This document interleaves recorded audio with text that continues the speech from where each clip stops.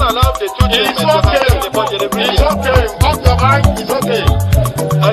She off your mind. Like me.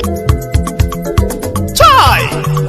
Now wow, people wey suppose talk truth to power don't off mic. And if we talk, now 500,000 they go summer us call them hate speech. But fear not, Maiyegun don't come. Ingo torchlight every corner, nooks and cranny of all these bad people where they spoil our country.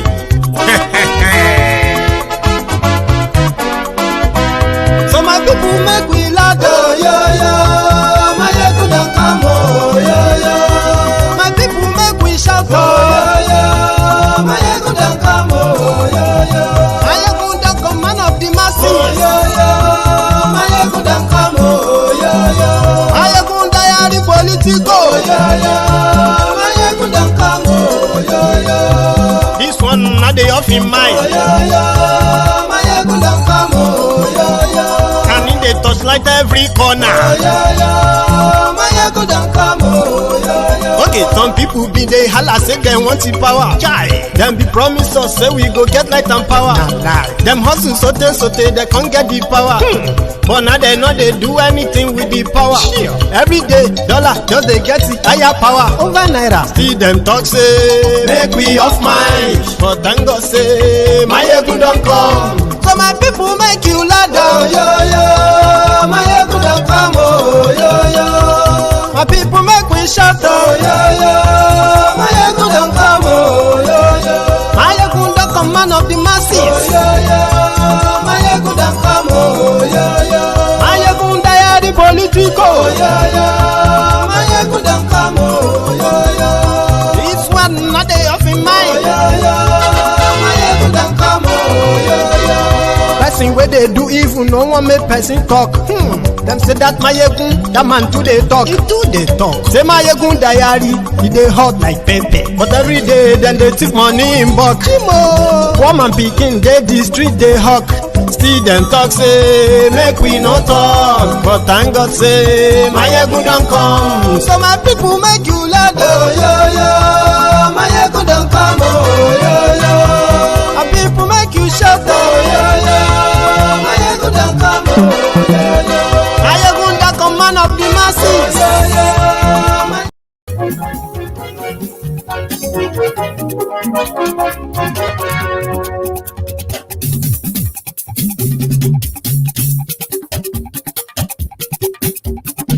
Maiyegun làwa mọ̀ làmọ̀ tó dòdòdò.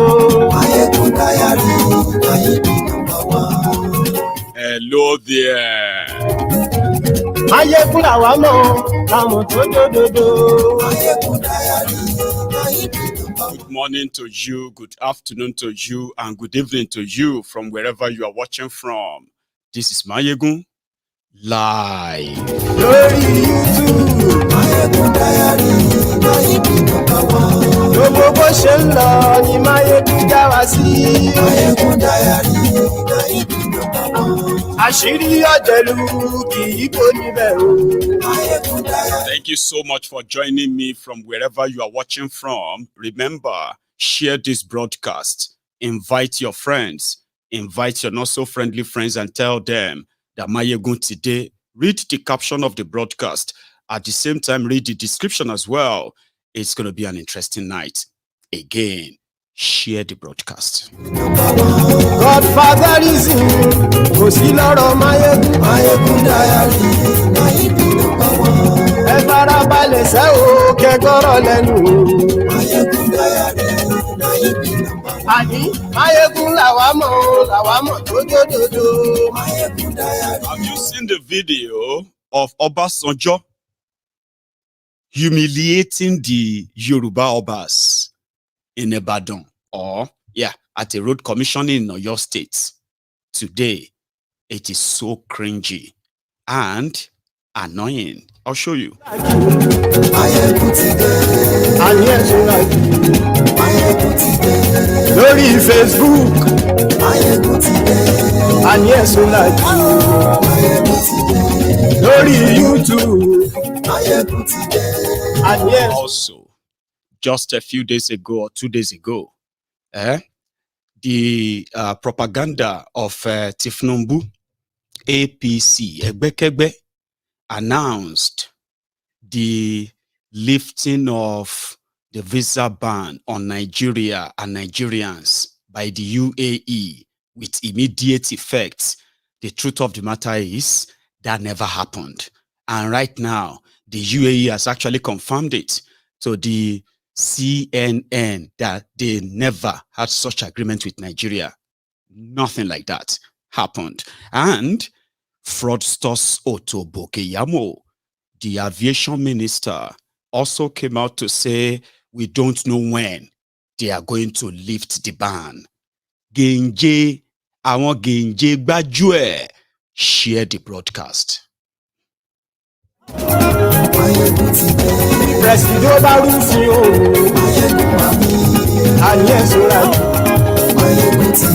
Naira has further crashed, and it is just so tiny bit, a little more, to cross to 1,000 naira to $1. It is happening. There's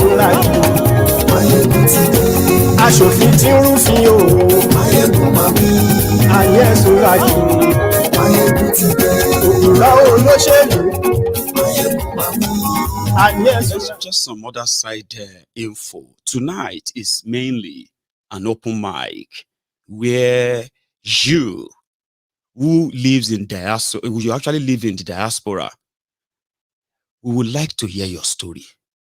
Why did you leave Nigeria? What was that thing that finally, it was like, this is it. This is the final thing I'm going to actually take. If I have a chance, I'm going to leave this country. You've left Nigeria for a while. This program tonight would like to hear your story, collate them together for the education of those who probably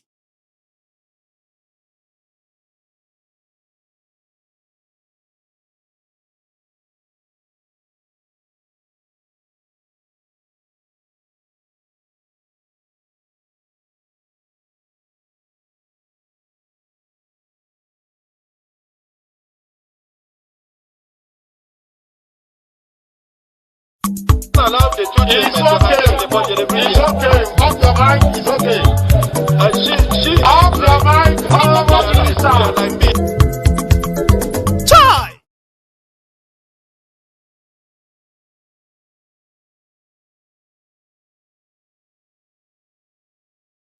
Allow the children. It's okay. It's okay. Off your mind. It's okay. She off your mind. Like me. Now wow, people wey suppose talk truth to power don't off mic. And if we talk, now 500,000 they go summer us, call them hate speech. But fear not, Maiyegun don't come.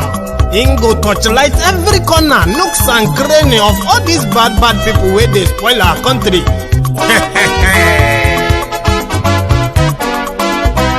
So my people make we laugh, Maiyegun don't come, my people make we shout, Maiyegun don't come, Maiyegun don't come, man of the masses, Maiyegun don't come, Maiyegun diary Politico, Maiyegun don't come, this one not the off in mind, Maiyegun don't come, and in the touchlight every corner.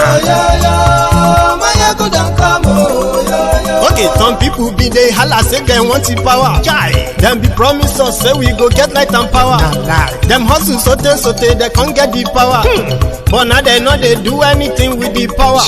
Every day, dollar just they get the higher power. Over naira, see them talk say make we off mind. But thank God say Maiyegun don't come. So my people make you ladder, Maiyegun don't come, my people make we shout, Maiyegun don't come, Maiyegun don't come, man of the masses, Maiyegun don't come, Maiyegun diary Politico, Maiyegun don't come, this one not the off in mind, Maiyegun don't come, person where they do evil people no want make person talk. Them say that Maiyegun, that man too dey talk. He too dey talk. Say MaiyegunDiary, he dey hot like pepper. But every day then they take money in bulk. Poor man be Even and espousing it, and share the broadcast. Godfatherism, kò sí lọ́rọ̀ Maiyegun. MaiyegunDiary, na him be #1. Ẹ farabalẹ̀ sẹ́ o, kẹ́gbọ́rọ̀ lẹ́nu o. MaiyegunDiary, na him be #1. Àní Maiyegun làwa mọ̀ tó dòdòdò. MaiyegunDiary. Have you seen the video of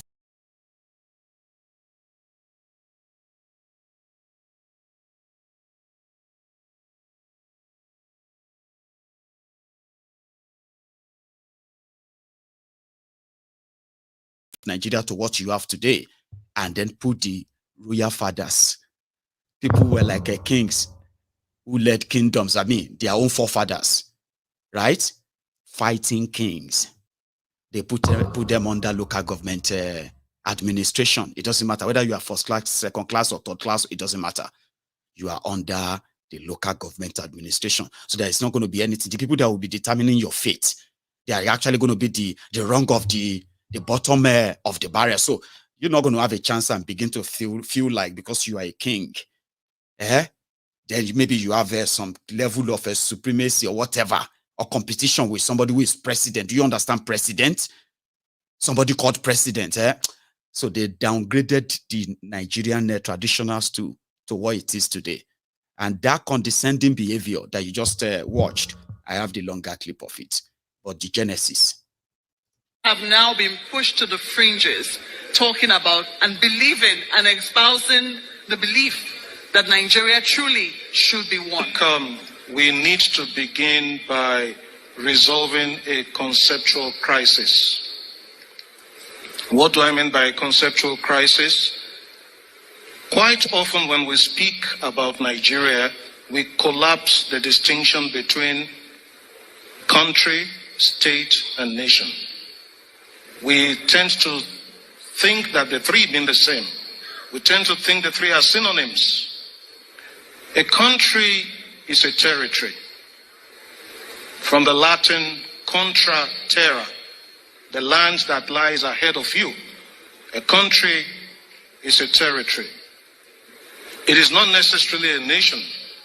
A nation is an association of peoples. And I use that word in the plural deliberately because of diversity. A nation is an association of peoples who identify their shared core values. And on the basis of their shared core values, they give themselves a constitution which will now establish institutions that make up the state. What we have in Nigeria and in most African countries is a confusion where we think the nation is the state. The nation is reduced to the state. We have a country quite all right by the fact that we live within a territory, even if that territory is not secure, as we all know. But we don't have a nation. We have institutions that make up the state. We collapse the nation into the state. If you look at our constitution, section 2 of the current constitution, and you don't find this in the 1963 constitution, it ascribes sovereignty not to the people but to the state. That is dangerous. That means the state has the last say on any question.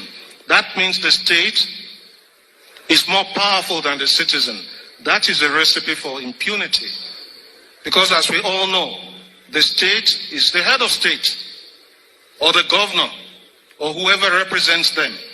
Whatever they say, we all have to comply, whether they're right or wrong. So we don't have a democracy in the true sense of the word. Oh my God. And until we have that, until we build a nation, we can't even talk of unfinished greatness. And I have to make a critique of the title of Governor Fayeme's book. It presupposes that there is a project that is unfinished.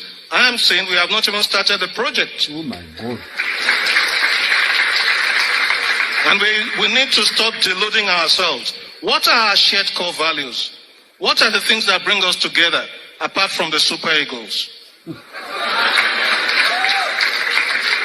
You know. So now we can go back to Obasanjo.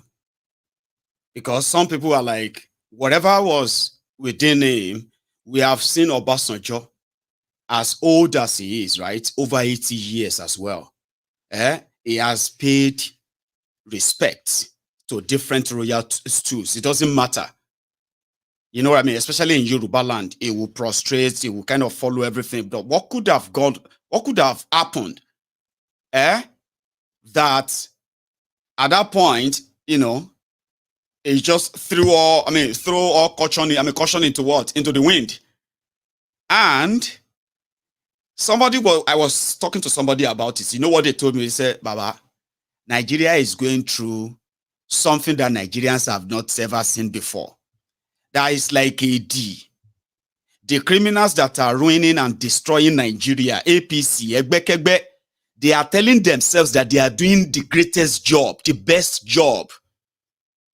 Sure, you get that those who are complaining, they are those who are enemies of Nigeria. So you see the mix what do you call the miss point there now, Abi?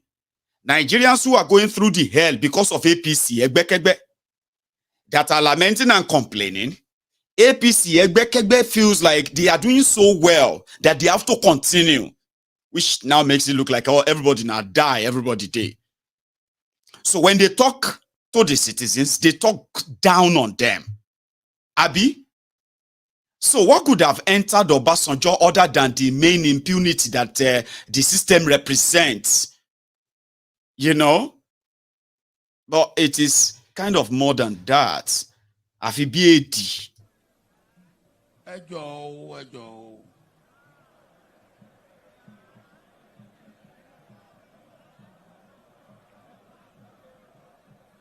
Ẹ̀yin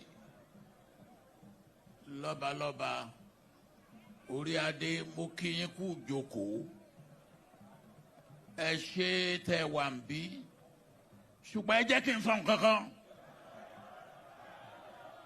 ibi tí gómìnà bá wà tàbí president bá wà kò sí ọba náà ó láti dìde fún gómìnà tàbí fún president ẹ dìde.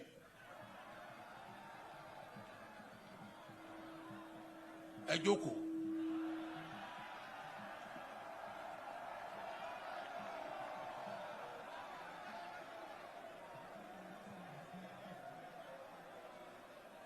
Ẹ jọ̀ọ́ nílẹ̀ káàárọ̀ oòjíire nǹkan méjì là ń bọ̀wọ̀ fún among others. Age, ọjọ́ orí àti ipò. Gómìnà ní ipò tójú tí ẹ ní ọba lọ nígbà tó bá ṣe gómìnà. Tó bá ṣe gómìnà mọ́ even ìgbà tí mo ṣe president mo ń dọ̀bálẹ̀ fọba ṣùgbọ́n tí n bá wọ yàrá ọba ó dọ̀bálẹ̀ fún mi.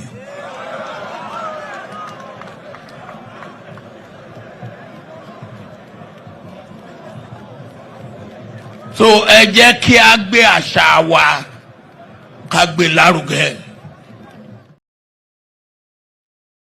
Did you get that? Sorry if you don't understand Yoruba, I will explain. Obasanjo wanted to demonstrate that a governor, according to Nigeria, which is true, no thanks to people like him, they did it. So he wanted to demonstrate that the governor of a state is more powerful than any Oba. It is true.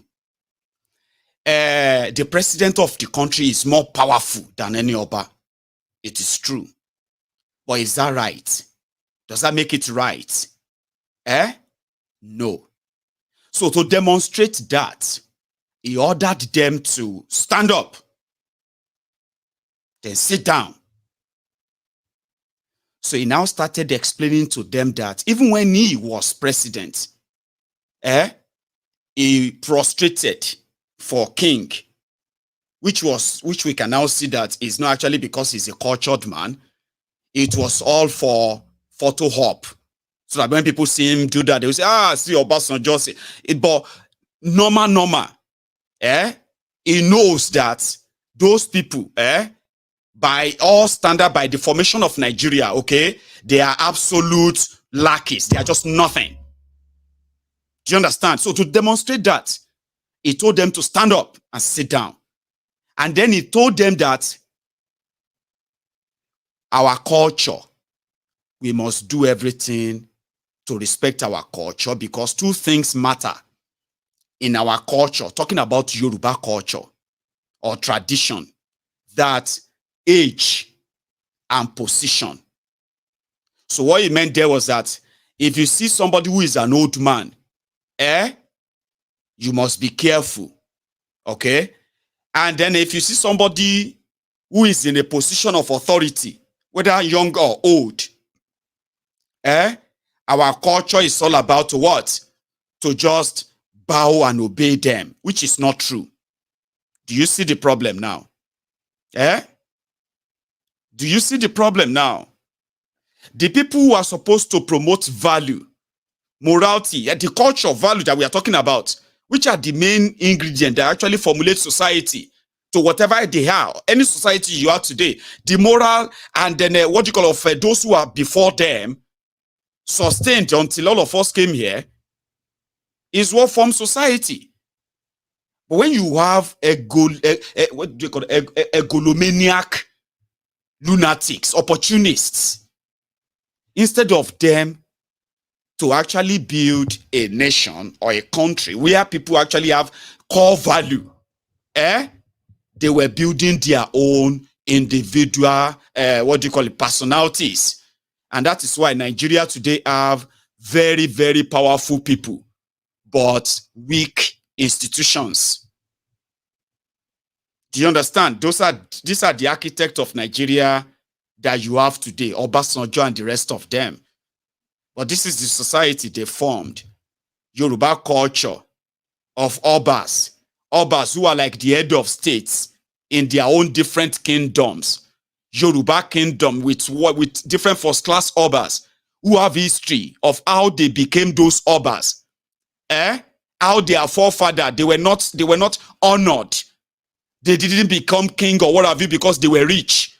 These were warriors who actually fought and protected their own people within the territory that is today Yoruba land of part of Nigeria.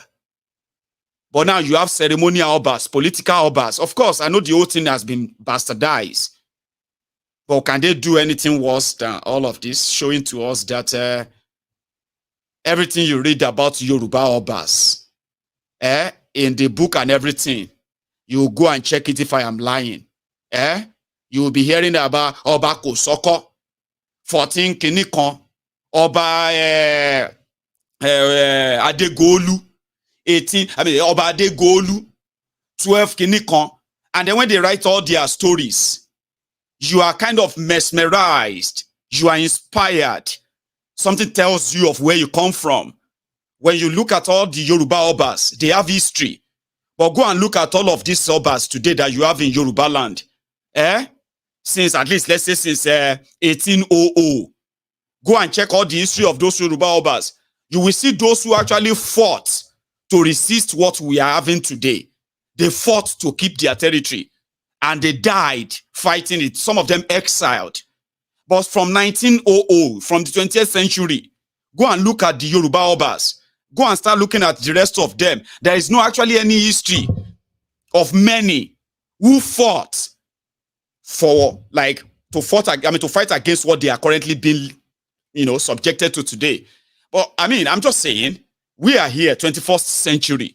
Now, if you want to read about Yoruba history, go and start reading all the Obas who actually make the Yoruba history. They were not ceremonial. They were not honored. They were not rich before they became what they become. But look at these ones today who are their own great grandsons. Abi now, are they not the descendant of those Obas? When you see Alaafin of Oyo, read the story of the Alaafins. When you hear the story of, the history of Ataoja Oshogbo, Shonwo Ogbomoso, go and read all the stories of the prominent Yoruba Obas in history, and then go and look at all of those who are occupying the position today, what they have been subjected to, courtesy, a supposed Yoruba man, Obasanjo. Now, that is our culture. Our culture now is that whether you are wearing the Oduduwa crown on your head, when you see one criminal holding the position of president of Nigeria, because they've subjected you to what? To local government staff. Crown Oba, you have to stand up and greet him. It's not about him. It's the position he's holding. Meanwhile, there was nowhere Yoruba signed anything like this. There was no treaty that said Yorubas, traditional Yorubas, they signed a treaty with Nigeria for independence that made them submit all of their sovereignty. But since the colonialists took it from them, killed those they could kill among us, subdued them, so the sovereignty was submitted to the Oyinbos already, the colonialists. Now, when the government came back to the Dudu and Dudu, black to blacky, they sustained it. They didn't return the power back to them.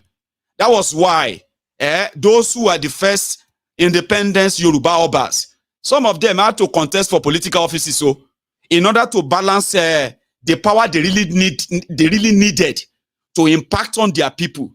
What do you call it? Alaafin of Oyo, Oba Adesoji Aderemi even became the premier of Western region, or Ni of Ife. This was how everything was like until it became watered down, that we have political Obas today. Oh yeah, Dide, they will Dide. Oh yeah, Joko, they will Joko. And they will now turn to all of us, this generation, and say, that is our culture. That is our tradition. So if people like me, Maiyegun said, they will say, I no get respect. Are these ones guaranteeing anything that actually protect the interest of Yorubas to say, the Yoruba, if we continue this way, Yoruba will not go into extinction. Like this. Ridiculous, ẹjọ́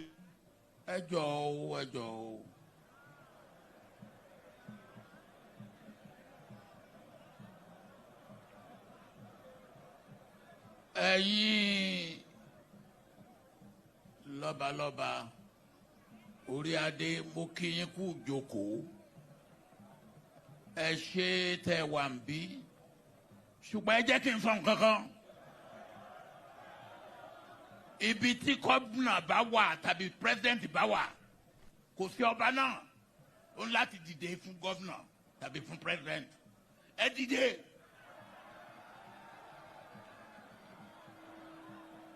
Ẹ jókòó.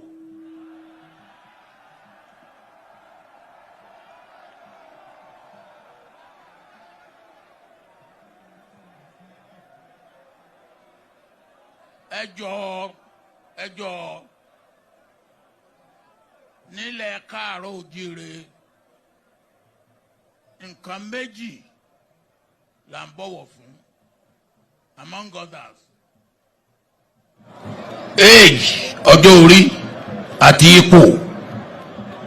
Gómìnà ní ipò tójú tí ẹ ní ọba lọ nígbà tó bá ṣe ń ṣe gómìnà. Tó bá ṣe gómìnà mọ́ even nígbà tí mo ṣe president mo ń dọ̀bálẹ̀ fọba ṣùgbọ́n tí n bá wọ yàrá ọba ó dọ̀bálẹ̀ fún mi.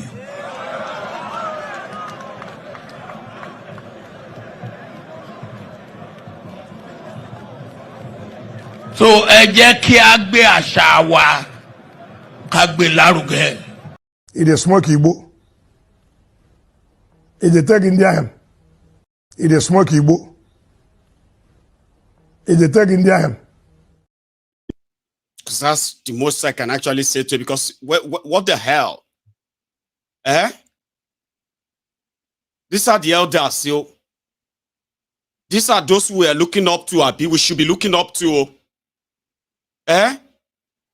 Irresponsible people who don't know that they are actually committing irresponsibility and they still don't want to be responsible. She life ni. And did you see the Obas? Nobody say I actually they have any way out of it anyway.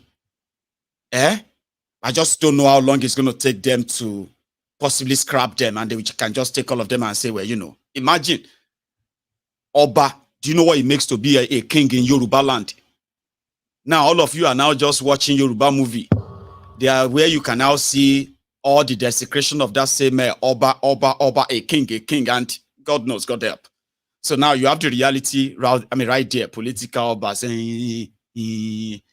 They are the same of those ones. So those are the ones that are going to say, "Ma fori ade shepe fun ori ade wirewo, ori ade noda." Because of that beaded cap that you put on. Be careful. Don't let me use ori ade to curse you. I can use this if I open this crown. If I I can say you can die in self. Abe ko shidanu. E ko ri busigbo. Eten ya de ori were yin yen.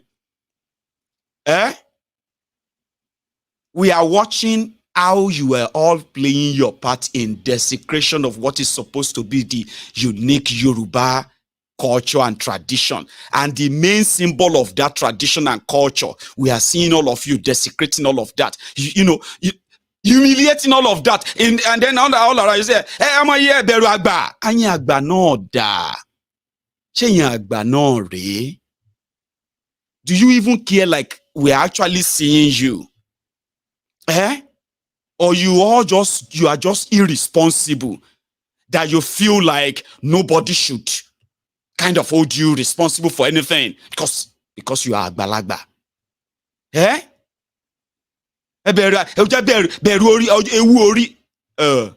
Ewu ori tó ti ń die nsìn, you will see ewu ori lórí ọmọ kékeré tó look perfect, tó máa look original white. Ewu ori ò lọ́gbọ́n kò kọ́gbọ́n. And desecrates what is actually meant to be something of pride. That's everything around it represents the true Yorubaness. Something they call Omoluabi that radiates that royalty. No, criminals, it take over everywhere. And then they turn around, they start threatening the young people not to say anything if they want to grow old. Look at you. If this is what it is to behold, it is actually better for a person to die young. Sorry, some of you may be, I reject it in Jesus' name. I'm just trying to let you see this. When you look at all these old criminals, when you look at what they are actually doing, the contribution they are making to the degeneration of what Nigeria has become, including the bleak future that Nigeria currently have, you go wish to grow old and become these useless people too. I say, be careful. If you want to grow old, look at these useless old men and women, irresponsible old men and women. If that is what it is to grow old, is it not better for a person to die young? That's why a lot of you will want to grow old, not to be like them. Look at them. They ruin a country. They ruin the people. And they are not even taking responsibility for it. And here we are. Even culture, tradition, everything, all in the gutters. So everybody is kind of, it is, I mean, anyway, that may be a little bit personal, but let's go a little bit further. Okay. Ladies and gentlemen, boys and girls, I hope you are currently tracking the Tifnubunomics. For a lot of you, they told that very soon you will be seeing the results of Tifnumbu's magic or whatever he is doing, Abi. And I told you that even though some of you would want to say, give them time, and I said, Saturday that is going to be a little bit better, you would have started seeing the sign on Friday. If that Sunday is going to be a kind of a better Sunday, there is going to be a chance that you would have been having the feeling from Saturday. You see, with Tifnumbu is going to be different from a Bokuwari.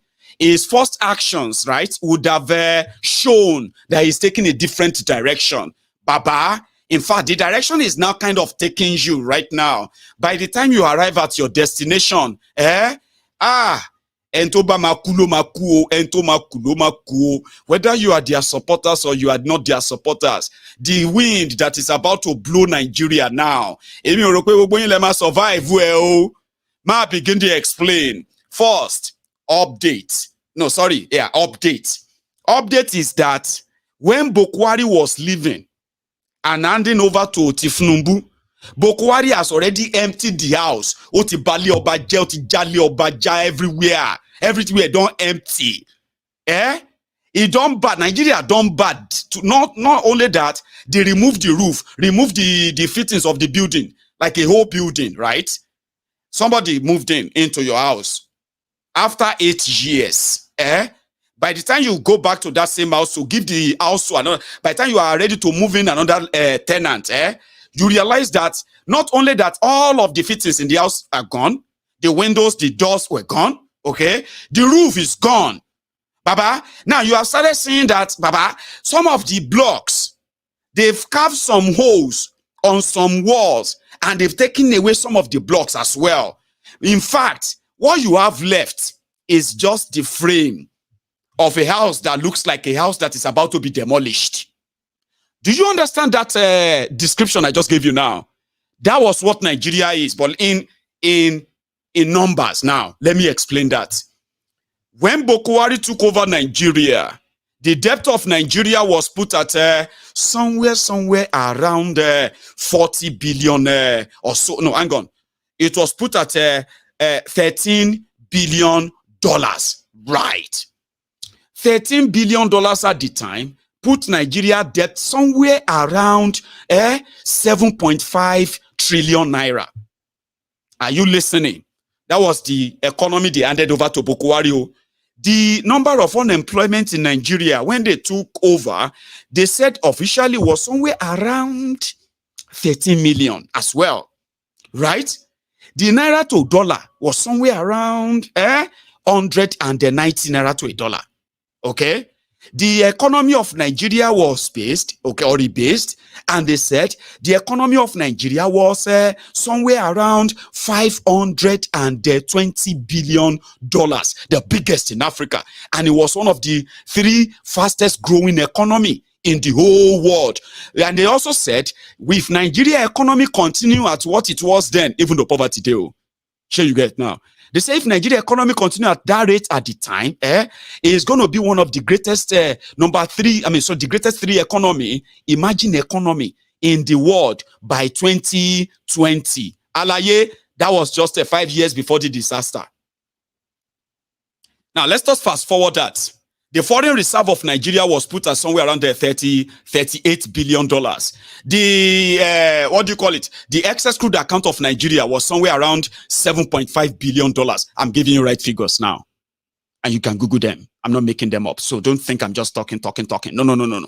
You should pay attention to what I am saying. So when Bokwari took over, ladies and gentlemen, and then when Bokwari left, Baba, we'll start from the central bank. The debt of Nigeria jumped from what they said was 7-point-something trillion. And they put the dollar somewhere around the $13 billion. Okay? Now, Nigeria debt after Bokwari has jumped to over $120 billion. Today, they said Nigeria debt is has grown by 75%. 87 trillion naira. The total debt of Nigeria, as you are watching this video right now, is over 150 trillion naira. Ma break it down for you. Okay? Bokwari alone, in his own scandalous period, took over $80 billion loan. 80 billion. Show me dada. 80 billions. Or billions. You understand? He took that alone with nothing to show for it. Nothing. Then, between 1967 to 2015, Central Bank of Nigeria, in what they call the ways and means, they printed APC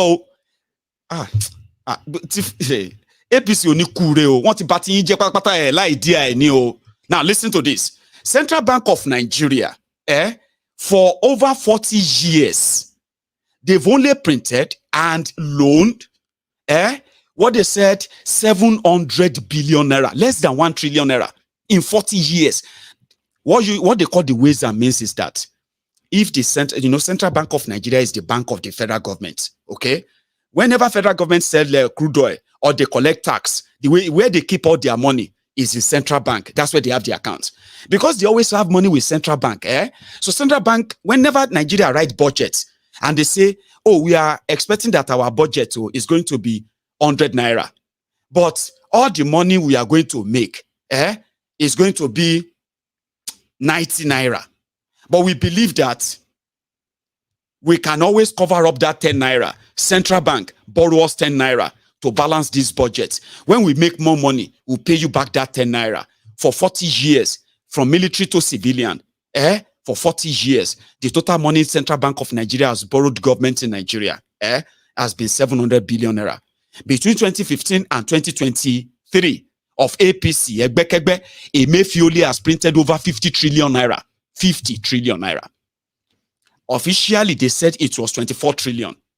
This guy, Sanusi, came out and said, well, if it is what I know, this guy, they printed more than 40 trillion naira. That's what Sanusi said. And Sanusi is the former emir of Kano, former central bank governor, and he's also a whistleblower. He's a regular face. You know him.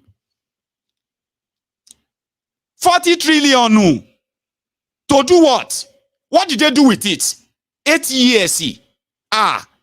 Inflation everywhere.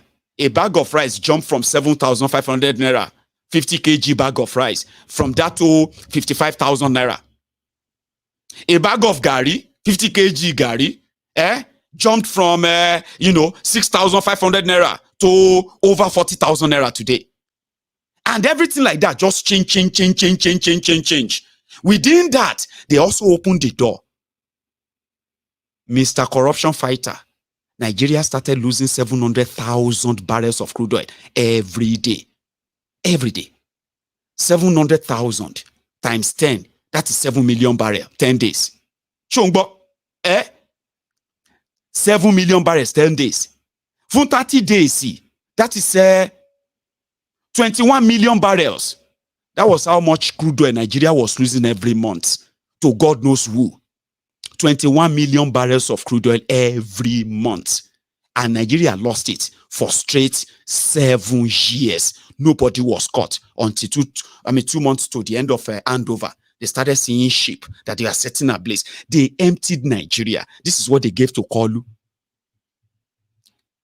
When they gave this to Kolu, Kolu now told you it will continue from where Boko Haram stops. Is that not a threat? I remember I did a program on it and I said, that thing sounded like a threat too. When Kolu said it will continue from where Boko Haram stops, if you ask me, it would be like saying a threat to life. A lot of you who survived Boko Haram, 2015, 13.5 million unemployed. 2023, over 80 million unemployed. Poverty jumped from 7% to over 60%. Businesses folded up. Nigeria lost over 70% of its revenue. And within that same period, Nigeria is servicing a debt with 98% of its own revenue. Almost 100% of revenue generated is not to pay back loan, no, it is just to service the loan so that you don't get charges. Now the house where Tifnubu carry bag enter be that. When they tell Nigerians after reaching the balcony, get into the roof, get into the slab. And he looked at and he said, it will continue from where Boko Haram stop. I said, straight to life, Unio. No, we don't need his body. We need his brain. Nobody, even though, apart from, those ones, Now, this Nigeria is actually a very good country. Apart from the bad governance that we have. Those ones. Tinubu is not that bad. Apart from that drug dealing case that they are talking about. I think Tinubu is not that bad. If not, apart from that corruption, if we take out that corruption, Nigerians, we want him to recreate what he did in Lagos. Sure, you get. Maiyegun, you need to understand that this country, the people who actually abused me, reported my page repeatedly for 8 years, simply because I was exposing APC, Egbekegbe, Bokwari, Pastor Ruga, all of this jihadists. They called me enemy of Nigeria. People who were like, who tried everything to shut me down. Tifnumbu came in. They started agreeing that Bokwari destroyed Nigeria. And Tifnumbu needs time to fix it. That in fact, Bokwari is a kiniko. So tí mo bá ń ṣépè fún yín, tí mo bá ń ṣépè, ṣé ẹ mọ̀ pọ́rọ̀ yín tẹ́ pé èpè ló máa pa yín tìrantìran. 8 years of ruined lives. They were always on MaiyegunsDiary Politico. Shut up your mouth. Come back home. Come and shake kiniko. And they were supporting and they were saying, Nigeria will be great one day. Nigeria is going to be great. Nigeria is kiniko. They were supporting this APC. Egbekegbe. 2 days, Tifnumbu came and he said, subsidy is gone. Elenu nyama, the druggy. 200 million people. Kolu. Baba no regret it. He came out, subsidy is gone. He say, hey, he has a political will. Olori buruku fine barras, yo. Then they said, okay, we are now planning palliative. By the time Tinubu roll out the palliative, everybody will know that Tinubu mean well. I want we reagire bi. I was here, and I said, Eje yalaye wọn gbọ́ lọ́run. Àwọn tọ̀run á wò pé, kí ló dé, kí la people yìí ṣe? You understand? When dead people, they look at the map and they see all of you, they say, is that Nigeria? They say, it's Nigeria. Kí la people yìí ṣe? What did they do? Eje ya. Kò sí, I'm not wishing it on you, but the results are already coming out. So Kolu now came out. Subsidy is gone. We are going to save money. We are going to invest in money. The same script. No plan, no. They had no plan. Nothing. I know the results don't come out. And it don't come out too fast. The debt of Nigeria, that I know of, not all the ones they are still putting under the book. They are not telling you now, okay? The total debt of Nigeria, local and foreign, just put it at $150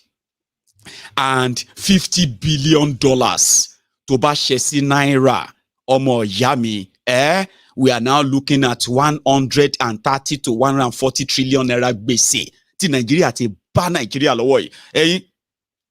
You see that naira, naira. Some of you, if time permit them very well, in 8 years you will be using your wheelbarrow to carry naira, or you will have 10,000 naira notes. You have 20,000 naira notes, okay? You have 50,000 naira notes. If it's life in law here, but just am I rush? Now small, you go get there. These criminals are saying something, you are believing them. They are speaking grammar, and then they are putting people out there to begin to explain to you. Share policy that will help you require interpreter ni. Any policy that is going to help millions of people, show by interpreter ni, show to by into mama explain it for any.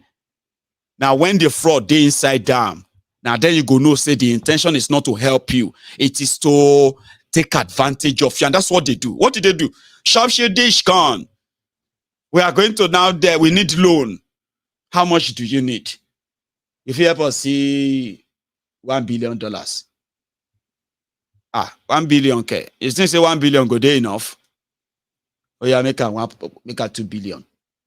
Are you sure? Oh yeah, make a 3 billion. You better talk now. All this one that you are not making up. You know, fair. What do you want? It's just that we have told the people that we will not borrow money. And I don't know if I should ask. Oh yeah, make a 6 billion. Within a space of 3 months, Tifnumbu's government have already taken over $7 billion loan in naira and in dollar, in crude oil swap or this or that. Somehow, they're now saying that this report you are witnessing is just like a back end from that of Boko Haram. They now announced that fake. This thing that you are seeing on the screen is fake. The figure number is fake. You see where they put 87 trillion. That one they say 87.3 trillion. Baba, I advise you. The right figure there is 147 trillion. But me had the 60 trillion. Mokiakia, Joe, Adam. That's the total figure. You see where they said $113 billion.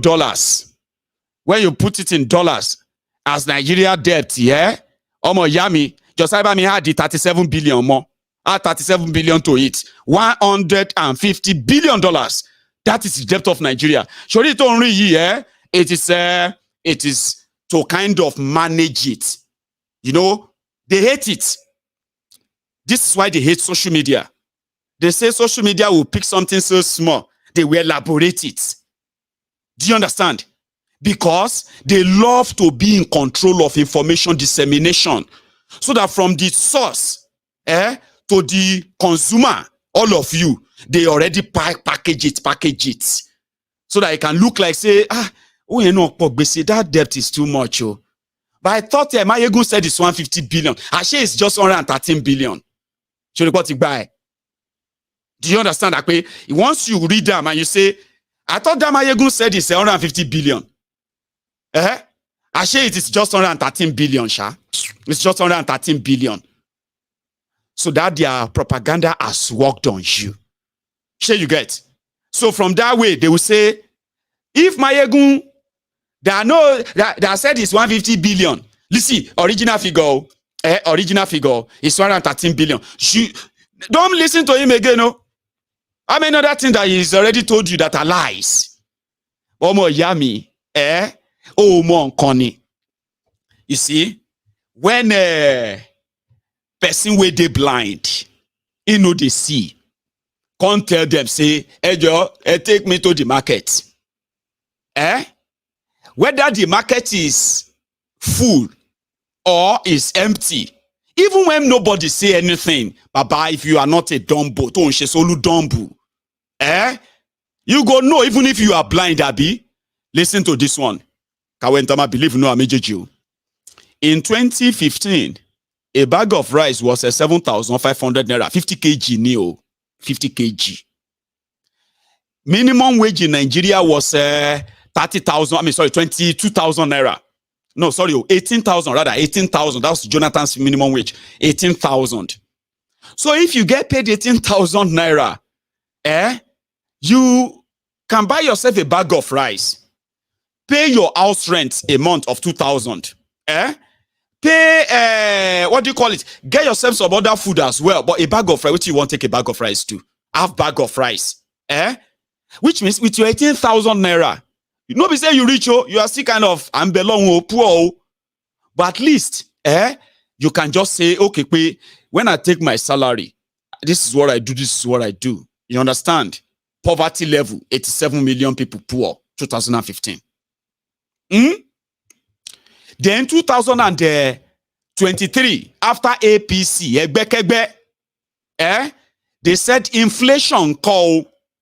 You know, when they say inflation is 20%, now die you. But you see, 20% means If you buy a bag of rice for 7,500, what is the 10% of 7,500? 750. Washiri. Now, oh yeah, what is another 10% again? 750. Very smart. Add 750 to 750. Odelo, 15. Now, if they now say there is inflation of 20%, that simply means your bag of rice of 7,500 is now being sold for 9,000 naira per bag. Sheto Tony. Is that true? They told you that inflation in Nigeria is 20%. 20%. Our economics so full. But you were that just read it in the newspaper. Everything has gone up by 20%. 20%. Then you go to the market and they say, give me that tomato bag of rice. We read it in the papers now that everything has gone up by 20%. Where is this country going into? Anyway, give me 2 bags. I go pay cash. They say, okay, 2 bags. Oh, yeah. They pack the bags. You can't bring out 18,000 naira. They go burn you there. They go to say you can't do one juju there. You know where what Nigeria has become today. So who now lied to you?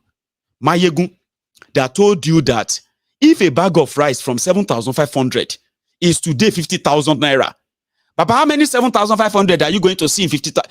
Me, I no go school to do economics, so. But when my money dey short, I don't need an economist to tell me how much of that economy is affecting me. I don't need grammar. How many 7,500 are you going to see in 50,000? 7,500, 15,000, 22,500, 22,500, 23, 30,000, 30,000. How do you do it to 7,575? That's 15,000, 15,000, 13 yeah. 7,575, 15,000. You are going to see almost 7,500 in a 50,000, which means the money you are going to use to buy 1 bag of rice today, would normally buy 7 baggy. Baba now, say you need economists to tell you people. Do you need an economist to tell you when they say inflation is 23%? Maiyegun is saying that inflation is 800%. They say, Maiyegun, that's not how to calculate economics.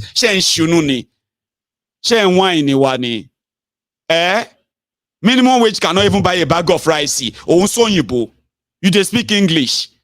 You dey calculate board math. We want somebody to make people understand that's exactly what it is. But when it is government, they need to manage the information so that you are not going to say, can you hear me in Maiyegun? I say, whoa, the bag of rice is 800%. Bag of kilotin pampasi. Now they are even selling a go circle condom for 1,000 naira. Now people are beginning to practice celibacy. Celibacy, you know. That one will be say, you go just say, I just want to reserve my body for God. You know that time when you say, I say, how much is baby milk now? He says, Goldie is now 10,000. Anyway, how much is Pampasi? And they say, Pampasi, we have a full pack, is now 11,500. Any, Baba, go circle is 1,000 naira. You have the choice. Choice is yours. You know? Economy. Something that nobody needs to sit you down and tell you. You could just sit down like this and say, Omo, my mind is like I should just be somewhere, you know, like with sunshine, very next to the sea, like a vacation. But the moment I check my bank balance, I realize that it can only take me to, instead of vacation, now depression. That is economy. That is real. That doesn't need English. It doesn't need formula. It doesn't need too much grammar. These are the things that are real. You can feel and say, Omo, ilu iti leo. And that's why I said, those of you who are watching tonight, if you have a chance of calling in, share your story. Tell us, what was that actually got you like, I say, Chooks, speak louder. I say, I don't speak louder. Nigeria won't kill me, help me. I say, you go travel? I won't travel. If I don't leave this country, I go die. When was that stage? The Nigeria get a shock of it that you stop lying to yourself. This country is going to be a great country. When was that moment you begin to feel like, it is better to begin to love Nigeria from abroad, or else,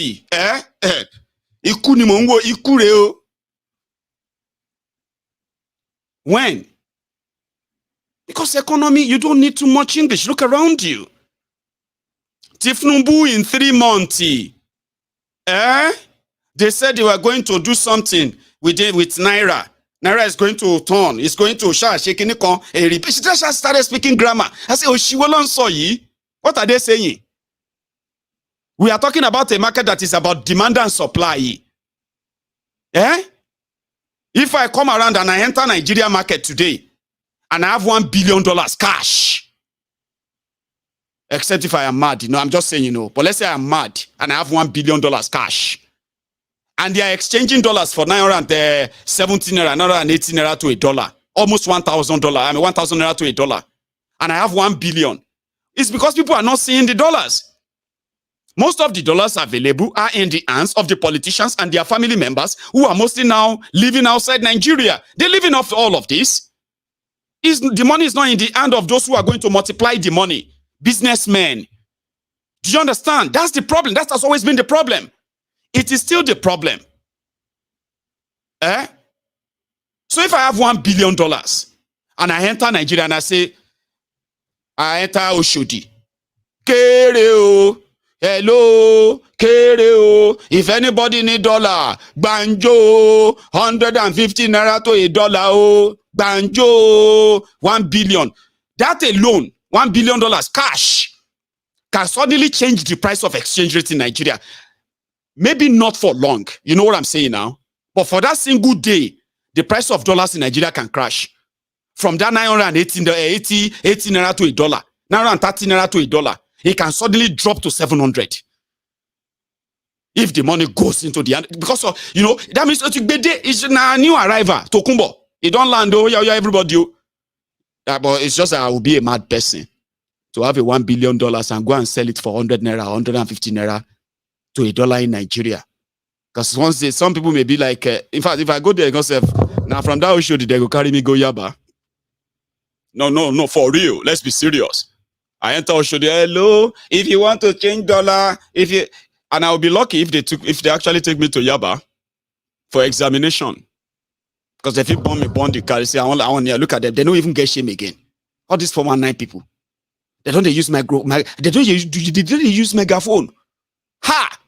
What is Nigeria turning into? Fraudsters. They shout, say, everybody come buy dollar for 150 naira. Come buy dollar for 300 naira. They carry megaphone. They say, where they did? They don't pass that road now. Then they go that side. Baba, now from that your side mirror, you're going to see crowd. They come say, you this fraudster. I will be lucky. But only those who are smart will be like, this guy must be mad if they see the money. I'm just saying. Because in reality, even Tifnumbu and Co, they went to the African Development Bank to go, Afrexim Bank to go and collect $3 billion cash. This was in July. Baba, September lawao. I told you that time, in July, they said they wanted to collect $3 billion. So that $3 billion, they will put it in a small special account for their friends, oil marketers, to come and take the money at a cheaper exchange rate. I said, waiting go happen when that money finish. If I see that money don't finish, or it don't finish. Yeah? So the dollar is also changing, flying. Policy itifnumbu on the bringing dollar to kiniko. It's all falling apart. And una de film. Koti berel, now just warm up, just brave warm up and all of that. Unko ma happen, I pray we come out the bell. I know that I was reading it online earlier. where they said, Chicago State University has now released the result of Tifnumbu.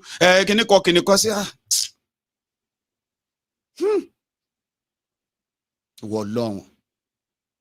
At least there must be something that God gave to those who were preachers that we have been reading about. You know, those preachers we've heard about in different religion, how they manage to convince people. Look at all of you who are religious today. The teachings and all these things for centuries and centuries, they put them together. Word of God, word of this, word of that. Well, I'm kind of feeling like there must be something. Or maybe it's probably the water. The kind of water they used to have back then is that people just go and they dig well and they get water and all of that. Not like this time around that people use pipe to run water. Because I don't know what is wrong with Nigerians. Nigeria media ignored the real conversation around Tifnumbu's forgery. And they went back to 2022 publication. In 2022, there is this man from Nigeria that filed in for Freedom of Information Act, asking the Chicago State University to supply him all of Tifnumbu's academic record. So when they submitted the academic record, including his grade and all of that, it was then they discovered that the Tifnumbu that went to Chicago State University is an American female. Finally, nítorí Ọlọ́run. October 2022 is almost 1 year anniversary of the document all of you are sharing now. And they refresh and they still post the same thing. They didn't even make effort to edit anything. Boldly. Bola A. Tinubu, female, American citizen. This one, Nigerian, Iraq, male. Educated people. Everywhere right now. Tinubu has shown his certificate. He has shown his resource. We know that it's not going to change anything in a corrupt haven, a criminal haven like Nigeria. No. Imagine a lot of them are sharing the same thing that says Bola A. Tinubu female.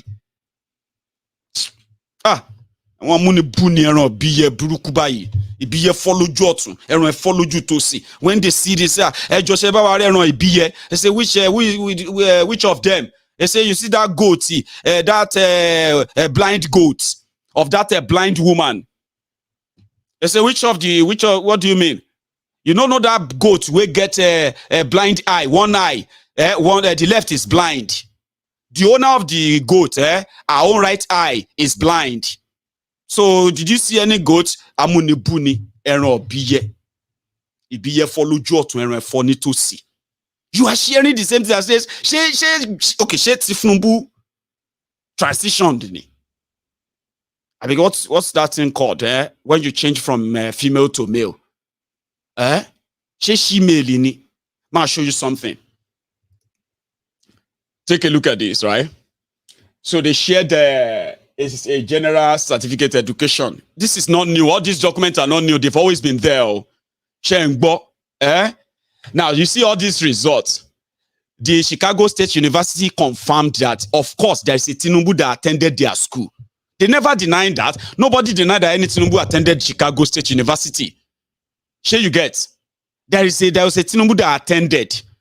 But from the Chicago State University record, that Tinubu is a female. From further investigation, they discovered that even that Tinubu female, right, is also an American. This one is not American now. Your Kolu is not American. The Megad is not. And it's not female. How can somebody, Officer Kolu, see Officer Kolu, male. Officer Kolu, male.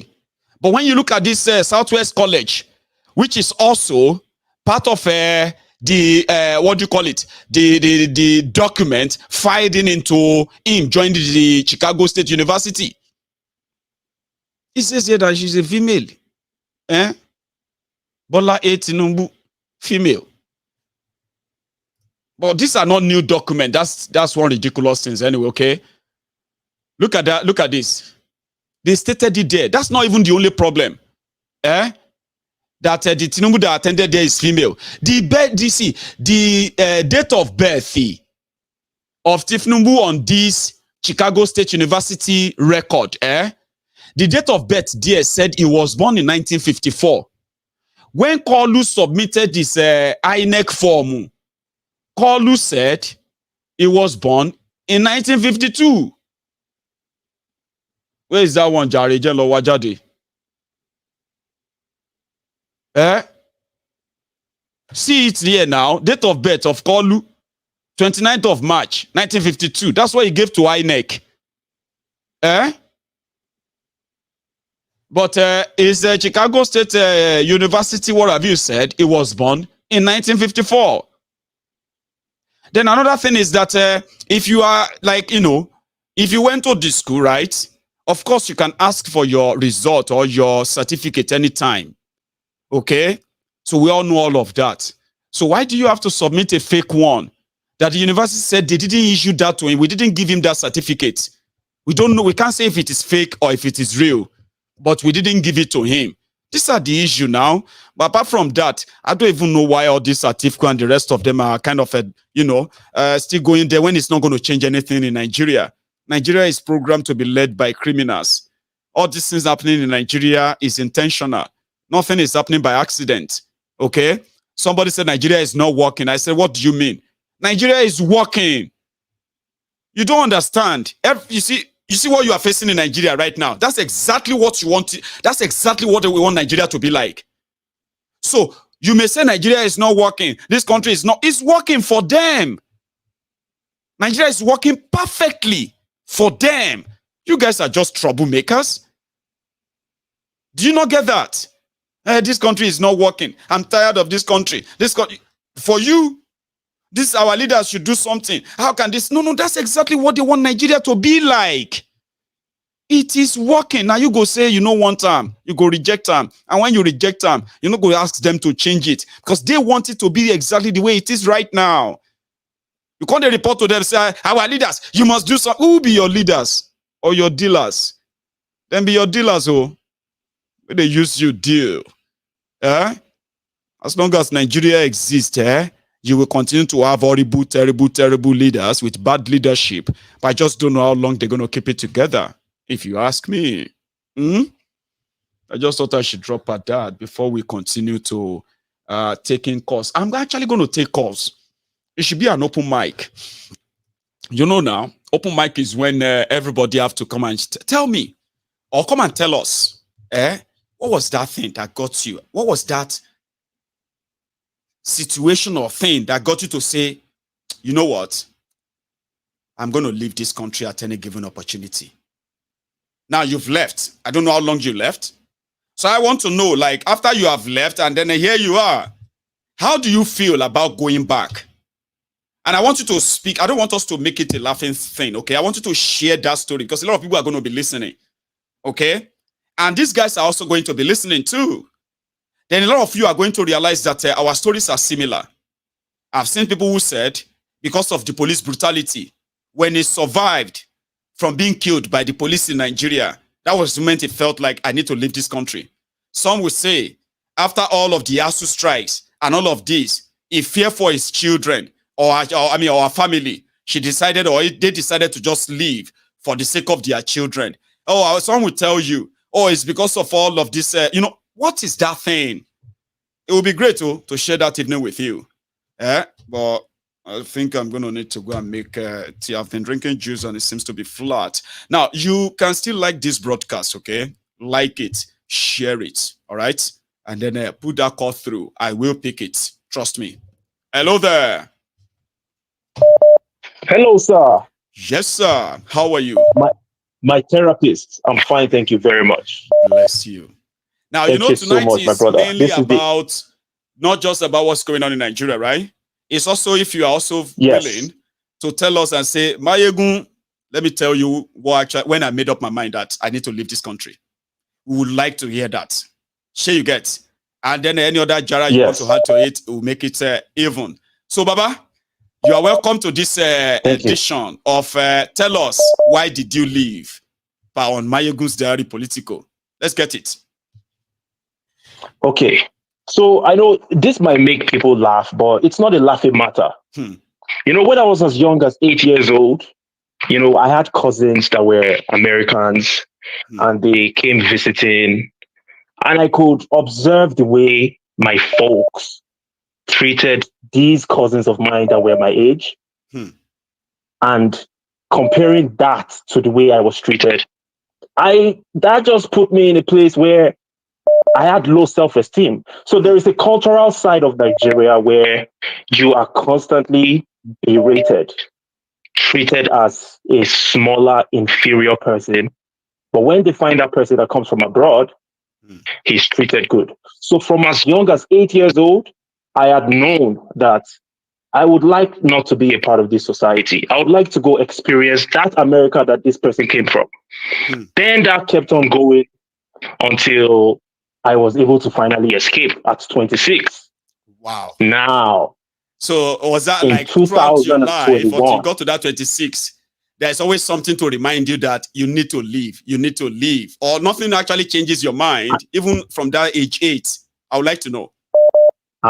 I'm telling you, between 8 and 26, every single day provided more evidence why I had to run away. Because right after, once I stopped living the Ajebota life and got into boarding school, and I started suffering. You know, you will suffer. If you went to boarding school in the mid-90s from 95 to like 2001, you don't suffer, you will be punished.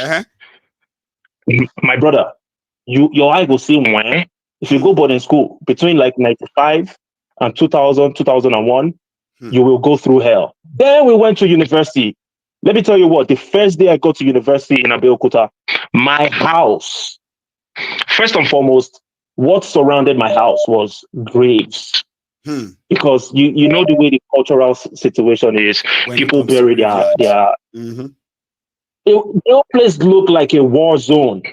The gutters were open, smelly, very, very filthy environment. And I had to be there for another 7 years because of ASU strike, lack of, you know, the academic calendar. Eventually, I managed to, 2010, I packed my bags and my baggage and I was able to escape.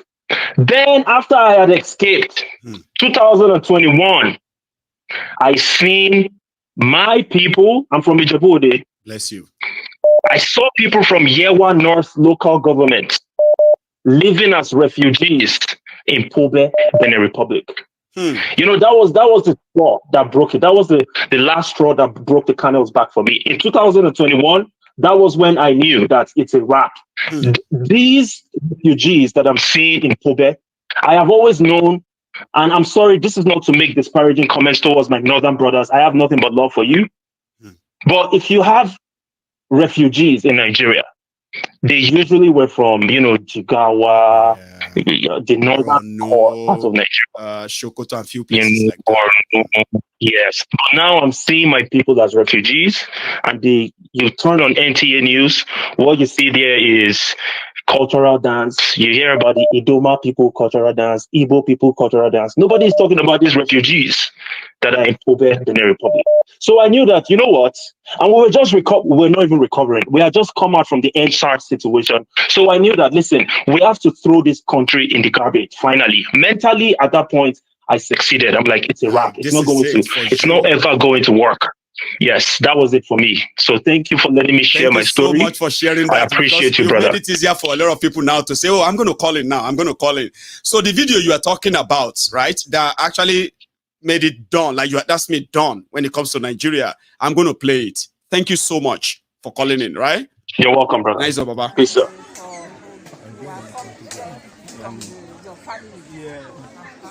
Due to that crisis, Fulani crisis that was occurred at our country. That's the reason why we migrated to this place. we are forcefully migrated to this place due to that. By force. By force. It's not by willingness.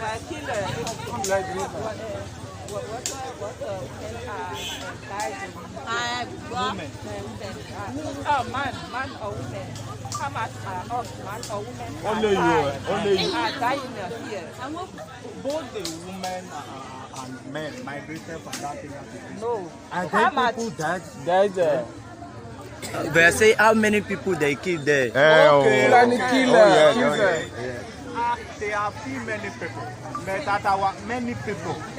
Many people have lost their lives.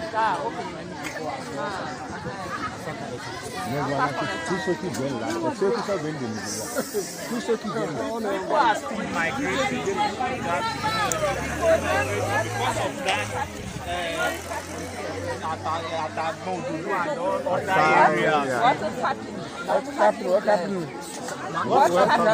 What happened? It's because of the Fulani crisis. Fulani, they are killing the people anyhow. They are killing the people anyhow. They will move from any village, from one village to another. They will migrate from one place to another. They just keep people. That's the reason why the people are scared. They move down to the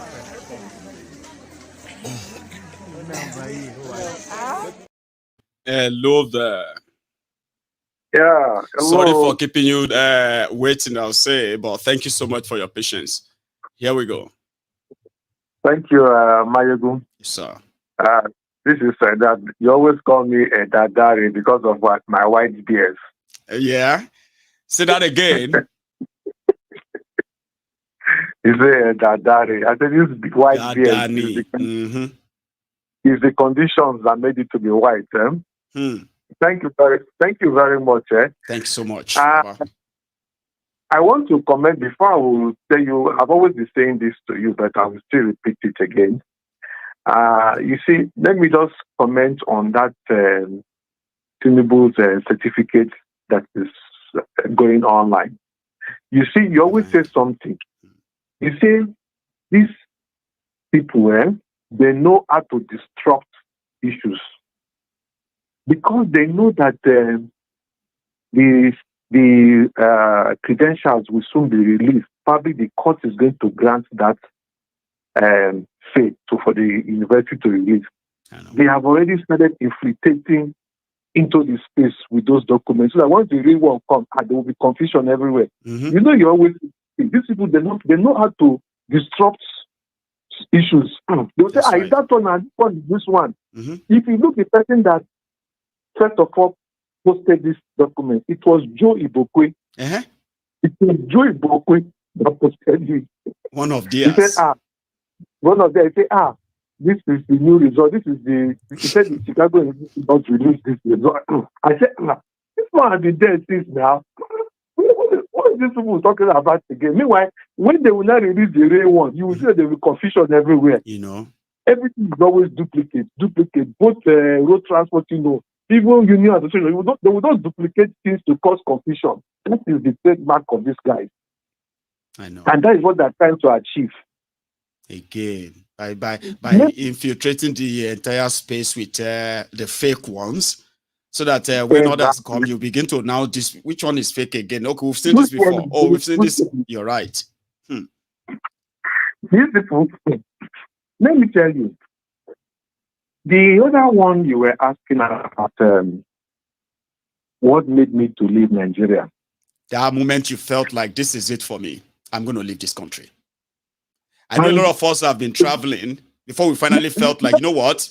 This is it. We've been traveling. You know, one of the things with this your program is that if you're in Nigeria, there are certain things that happens to you. You will not see it clearly until somebody explains it to you. I had a business. It's like you will pray, you will do this. You know, since a lot of things were coming up, tax people will come, government agency. It's like somebody was just reporting you somewhere, or maybe your business was not, before you will know, they will just bring one paper, they will come block your business. Until when I listened to one of your programs, 2018, I don't know. In short, for some reason, I've tried to want to come out because of the business climate situation in the country. But I was not saying it's still better. I was not cut out for leaving Nigeria. I really liked to be in Nigeria to do my business. But when I listened to one of your programs in 2017, that was after the election when Buhari came, even when the guy came, and that particular program, the man you said, a white man, there was somebody who was in the US, the man was just walking by, and you heard that particular program. The man said, I never, that today, that statement is still in my mind. He said, if you're a normal person, you should not be in this country. He said, if you're a normal person, you should not be in Nigeria. I just sat down one day. I just thought of what that man said. If you're a normal person, you should not be in Nigeria. He said, because why he was saying, I think he was saying that it was saying that part of a contest that has to do with people who are educated, who are supposed to be in charge, to be running a country, doing things, making things happen. But the guy saw the enormosity and the potential in the country, and was just shaking his head and saying, you know what?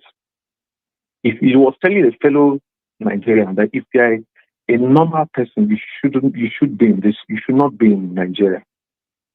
I thought about it every of my day, from car, driving on the road, business dealing, talking to people, my brother. You become always just feeling like, man, like, am I normal? Am I? You would just, the abnormality has made you to become normal. The abnormality has made you to become normal. So you are now feeling normal in that abnormality. I know. You will not realize it. You will not say, now people when they steal money or something happens, so it's always like that. So you have already become normal. So when you go to a system that is normal, you say, this is not normal care. How? You know, so that's and I said, no, I have to start making steps. And again, the second one was when I saw the way the inflation was going and the downturn. By 2018, my asset has devalued almost to half. I said, if I remain here in the 5 years' time, for what? My asset will become worthless. We become paper. I better move and store my assets in hard currency. That was the start of it. And I said, no, I need to move.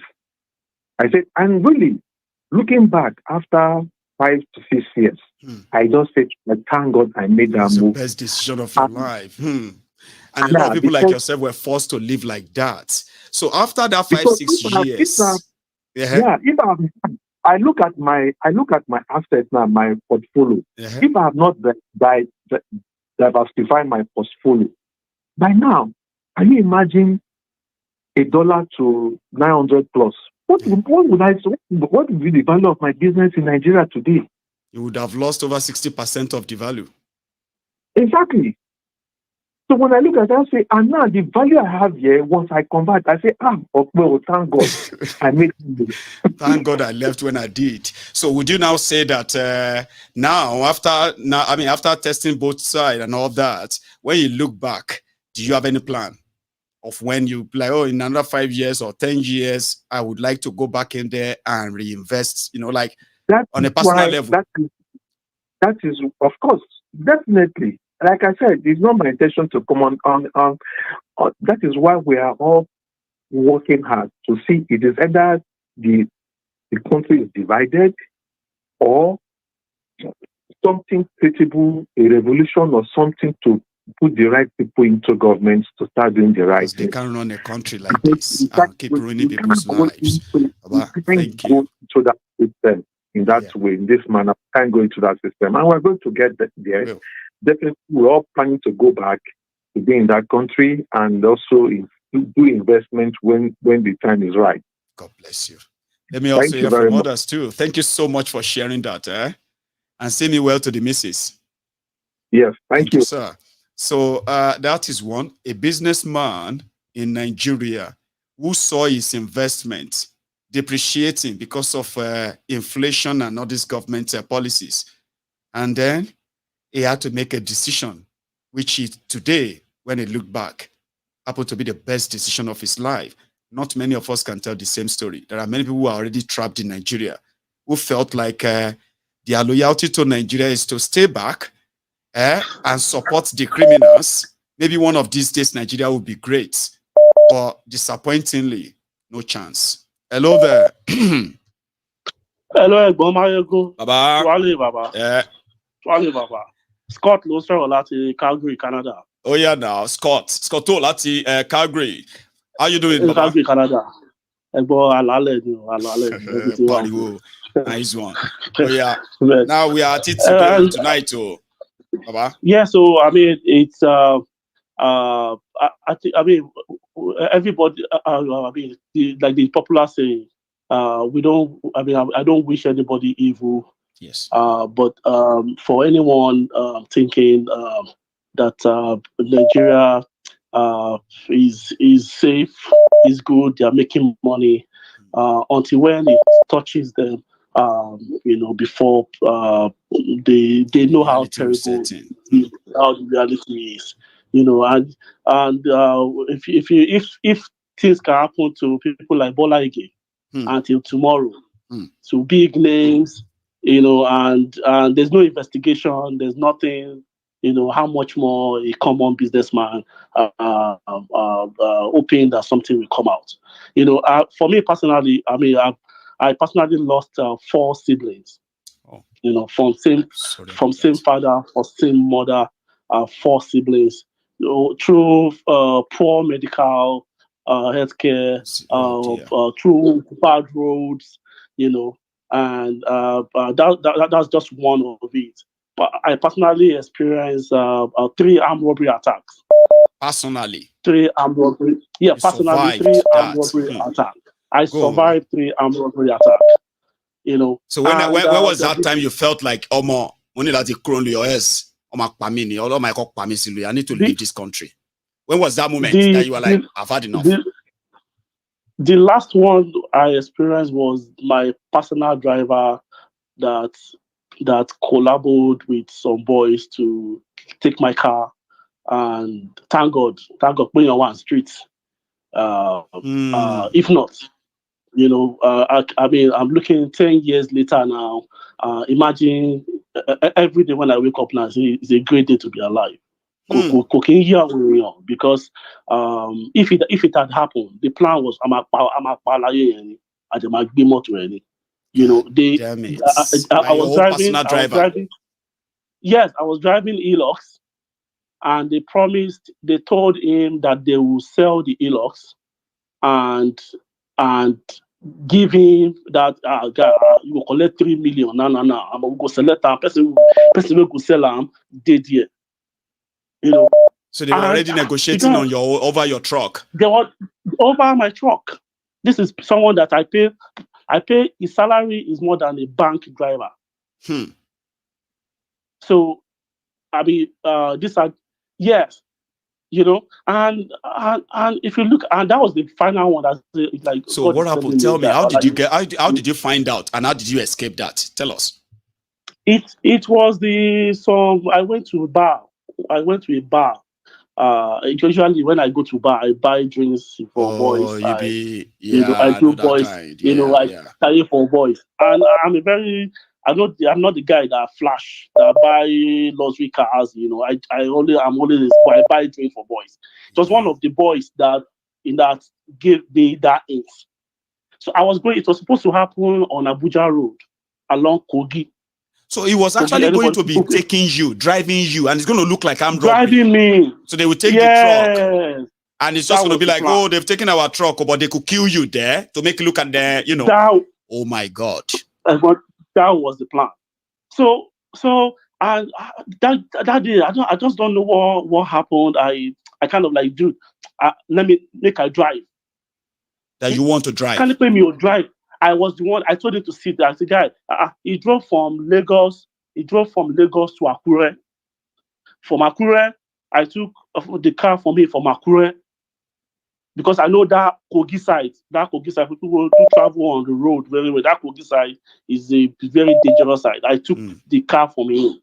And people say, funny enough, there was a police checkpoint in front. And for me, I believe the police work with all of these boys too. Because the police first stopped me first. And so that made me slow down. So when after driving like another 1 kilometer, I just saw tire. They throw the first tire. This is tackle. I don't know how I am. It's like a movie. I just put my car back to reverse. And you started going back to the roadblock that you just passed. I just went back. That thing just happened like a movie. I just turned. I don't know how it happened, but maybe I just got, and adrenaline a week later, I didn't even announce it. I didn't even involve my parents. I didn't even involve anybody. I just jacked back about for Nigeria. Finally. Now, this is what I'm going to kind of, where I'm curious, and I bet a lot of our viewers are as well, right? Now, was the person who met you at the bar kind of an interview before the trip? Or it was after? Courtism is really high in Nigeria. Yes. Courtism is really high. And the IAs, in the university days, you get to understand the slangs, they don't speak the normal language, they don't speak, I'm personally not a courtist, but I buy a lot of my friends are courtists. No, if you are somebody who they take care of the guys, you always be their own showman. I know that kind of. You understand. You're just the friend to every one of them anyway. Exactly. And that was just the lucky. That was maybe it was God that spoke through that made that guy to speak just on second beer. And it was like, Alaye, and I want to tell you something, about. So how did he say it? Did he just say, I know say you go travel soon? There is a plot, or what? Yes, he just say, bros, how far now? Say, one of your guys, say, this guy, who will this guy be to you?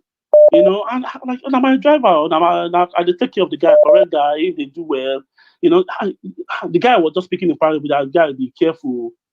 Just be careful. This guy, just the guy. You be sure person. I give them clothes. I give them, and he said, just be careful. And he said, say this guy, he get something we're supposed to be. I'm not supposed to tell you this thing, but a get issue we're supposed to happen.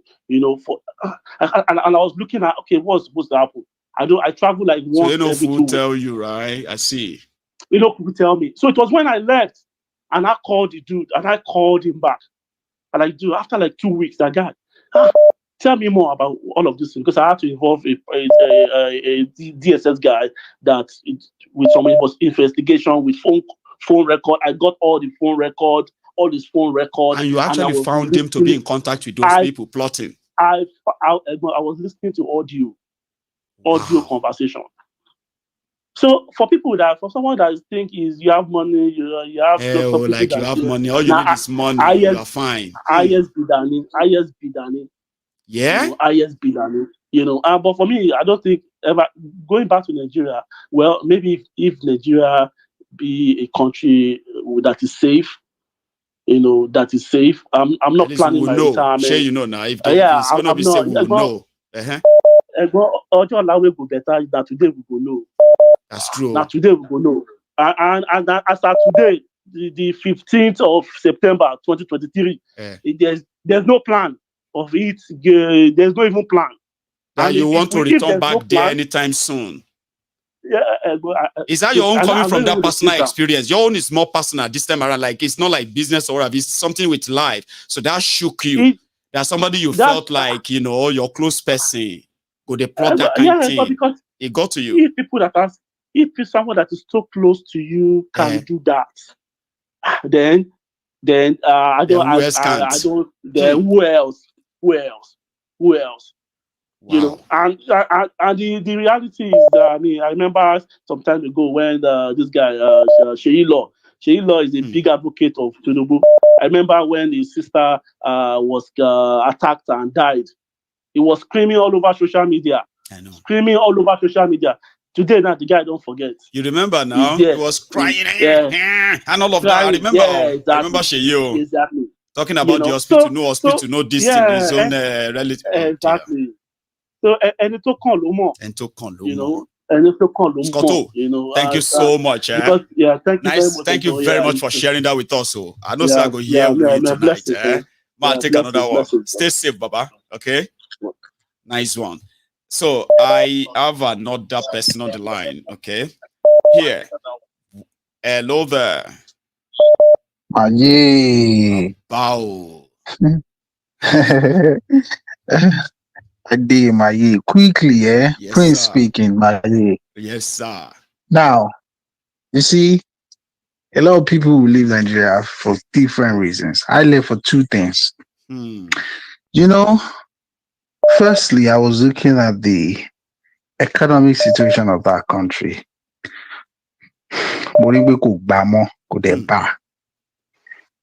You know, in 2011, dollar was less than 200. It was. I think it was actually somewhere around there, 160 naira then. Yes. Pounds was 256 million back then. And, you know, at that time, we were still doing one or two things. Type, I need dollar, we need naira, and we need dollar, we need pounds. By 2016, dollar, a pound was already 500. I mean, I had, you know, a reason to always travel, and I would need that currency. Somebody who is going to need constant forex. Yeah. So I was now thinking one day. I said, "Wow, will now you be using it to travel by ticket at a profit?" Okay, so exactly. So I became very furious, and it was important for me to always travel because, you know, they say where your heart is, where your treasure is where your heart. So me, I had no choice. I had to travel. In fact, I will tell you, on one of those years, in fact, I would travel about 4 times. I was a frequent flyer on one of these. You're already feeling it from your wallet. I was no matter what everybody's talking about the economy, right? I told you. So I knew it was time. Then on one of those days, I traveled and I came back to Nigeria. And I will tell you this, Maiyegun, that I feel no pity and I'm not sorry for the people in Nigeria. Because you see, everything that happens in Nigeria, people living in Nigeria see it as normal until they leave that country. So that's the reason why I don't argue with Nigerians in Nigeria. I will never argue with them about anything. Whatever they say, I take it. It's all good. So I will just...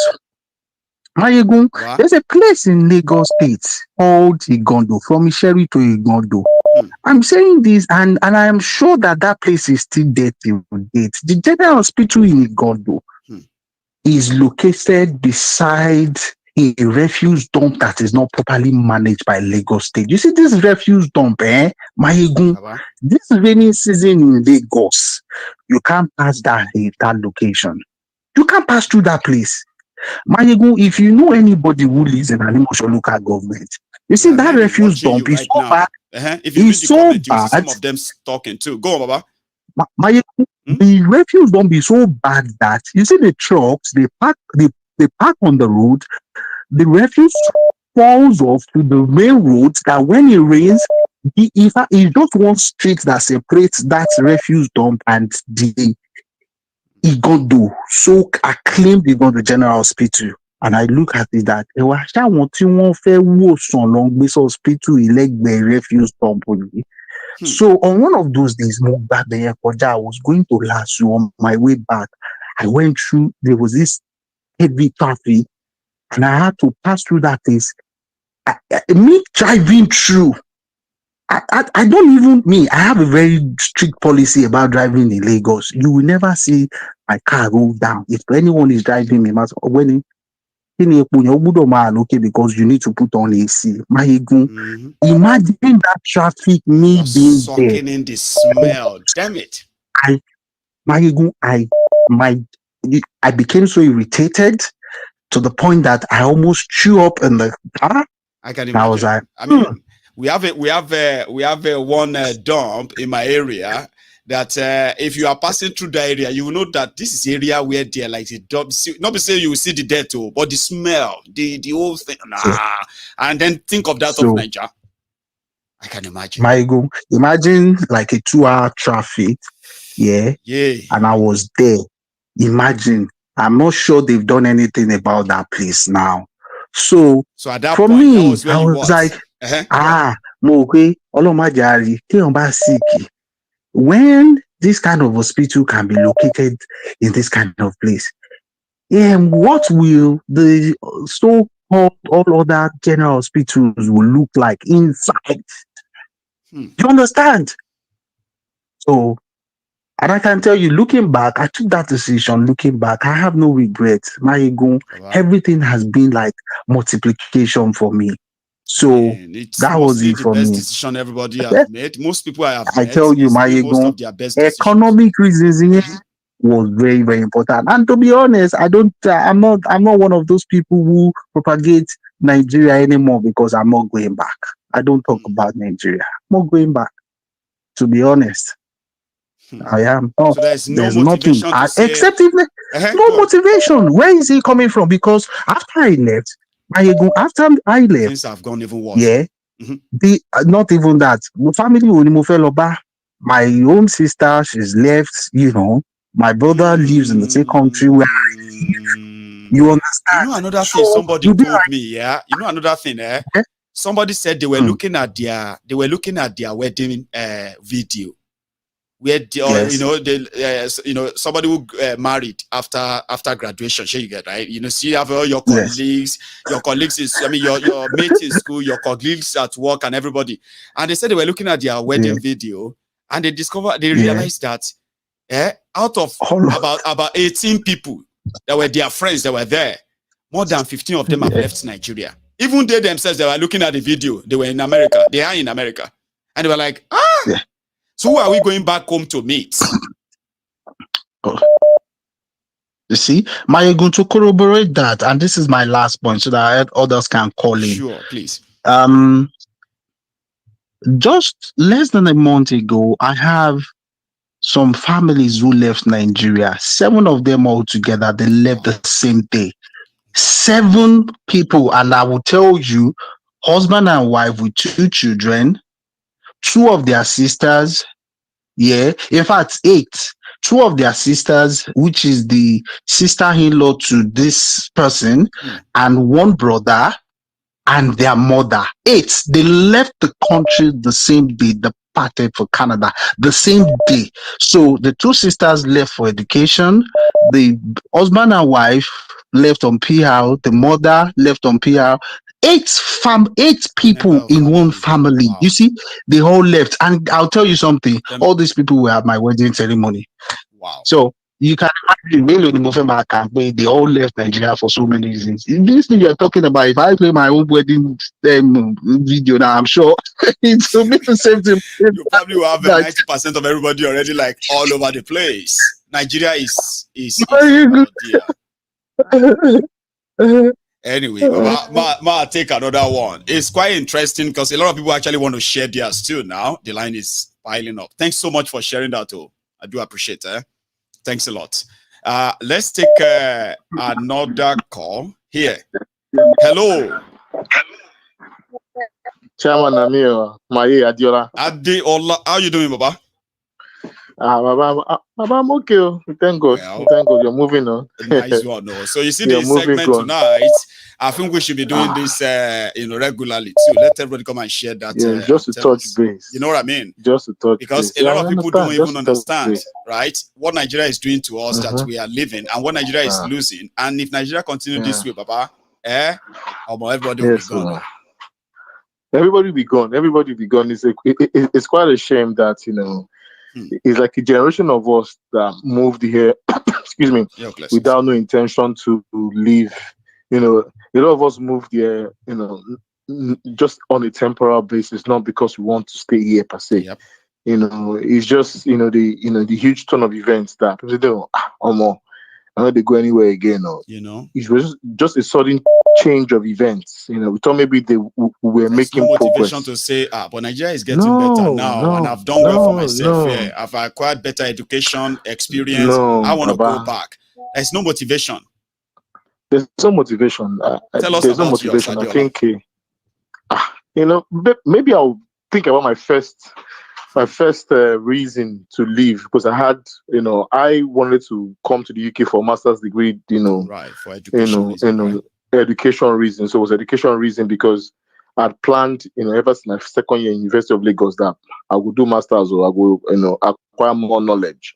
And that's when we came across, there's an article, you know, in Business Day that I was reading that time. I think it was that's my year 3. And it was an article that was more or less dissing Obasanjo at that time, that he was globetrotting for foreign direct investments, whereas there was transfers to Nigeria, you know, by diaspora, that he should, he could harness that particular huge pot of money coming to the country. So that time there was still that sense of people pack prosperity. their bags and return to Nigeria during Obasanjo time. Exactly. There was an an inverse. You know, people were returning. Yeah. Then all of a sudden, you know, it was just we just turned everything upside down because it was progressively bad, because the people after the Obasanjo were much more hungrier and much more greedier. So eventually it was just inevitable that we will come to this level. It's just inevitable. And the only thing that pains me most is that even when I decided to do a bit of window shopping and I got employment offer with UB at that time. And I was just saying, just do 2 years and go back. After 2 years, man, I said, go back for where? Everything don't change. Everything don't change. I go first, with first, right? You are doing your masters and you are also working. You are earning money. It's a different experience to somebody who schooled in Nigeria. Sure, you get. So it's not always like generally that you'll be doing both. You know what I mean? Like it is here and still save money. So probably those are the reasons that you're like, no, I don't think I want to go back now. I want to more. They've, your assessment today regarding the Naira exchange rate with other currencies is going to be dire. I so don't your reason for leaving any then was primarily that you were going for education, and then I get into education and that was just everything. Education, get exposure. Because I had the opportunity to be, I had the opportunity to be coming to the UK while I was, doing my undergrad level. So I had the opportunity to come to the UK undergrad level, just to see things, see the world. So it was primarily based on seeing the world, and see how the world works. Then eventually take the knowledge back home and redevelop my own immediate environment. That means economically, right? You are, I mean, your family is within that what you call the middle class. I mean, like you are able to say you are able to acquire education and even dream of going for further education for seeing the world and acquiring money and all that. Middle class. There was a fragile at what point then did you feel time. like, you know what? Once I leave this country, I don't think I want to be back. Or did you decide that after you left and you felt like, no, I don't want to go back there? How? After I left. It's after you left. After I left, like, no, I'm not. Total events. So that time, in those days, there was still a middle class, but was very fragile. A fragile middle class waiting to. Yes, it was a fragile middle class. Not even fledgling per se, was a fragile one. Any small thing could set you into poverty quickly. Any small change. So it was fragile. So it wasn't as if it was an established middle class per se. It was a fragile middle class that was susceptible to all kinds of economic swings. So if they got the policies right, then that fragility will be strengthened, whereby you're able to move more people. You move people move people from poverty to because there's poverty, there's extreme poverty, so there are different grades of poverty, poverty get level, so get class. But because our system, our constitution does not give us that pathway to prosperity, it was just inevitable that it will go that direction. So it's not as if something just happened by magic and it just took a different turn. It is predictable that the way we were going from 1999, ever since they started using that fraudulent piece, and so it was inevitable that people that will come after them, Obasanjo, will be much more greedier, be much more hungrier, keep on going. So it's like a prophecy that is self-fulfilling. It's human nature. We are seeing the worst of the worst of the worst of humans, and for me, you can't even reconcile it. You call today bag of rice 7.5. All of a sudden, only God knows how many multiples it has increased by. You are an economist, too. You were hearing my analysis that time. I was like, you can't tell me anything. You can't tell Maiyegun calm down. I no go calm down, Baba. 7.5 to 50,000 is not 20% increase. No, Baba, we have receipts now. Receipts day now. Baba, receipt full ground. Do you know the multiples of 50K compared to 7.5? That means I will give an analysis of someone's salary if he buy 3 or 4 bags of rice. So talking about that doesn't make any sense. And people are still saying, "Oh, let's give him time. Time for what?" Now they say Nigeria debt has increased by 75%, but they didn't say the right figure. They said it is 87 trillion, and I don't believe. I don't believe them. There's always a window. They will always do window dressing. Data. There's be careful with data. You can make Nigeria data debt. They are using a central bank exchange rate. They say 400 naira to $1. So therefore, if Nigeria is owing $113 billion, it's 87 trillion. Only GBT. In easy terms, it's called window dressing. You are trying to dress the window not to make it look as bad as it is. But the house is bad, but you are changing the curtain to make sure it appears as if the house is clean. But about so when people are saying that you should give him time is the most important resource you can ever have. So if you are giving the wrong people time, Baba, you don't go be that. So it's inevitable that we are going to come to a grinding halt. Baba, good night. Thank you so much. I appreciate that. And then, Adeola sounded, I should have told him when he was here. Adeola is from that middle class where it is normal for, hard work of parents for you to dream that you want to see the world. Ask the Nigerian, those who are schooling in Nigeria today and what they are going through. Ask how many of them are dreaming of going to see the world, go and do their masters in America. They will be like, have a scholarship. Hello there. Hello, good evening, Mr. Maiyegun. Good evening, sir. How are you? I'm very fine. Mute the broadcast behind, though. He's still there making that sound. Or you leave the room. Or you know what I mean, like. Yeah, can you hear me now? Yes, I can. I can hear you. It's just that sound from the behind. I've better now. Yeah, I've made it. It's been long. You talk about Abeke and how they do it.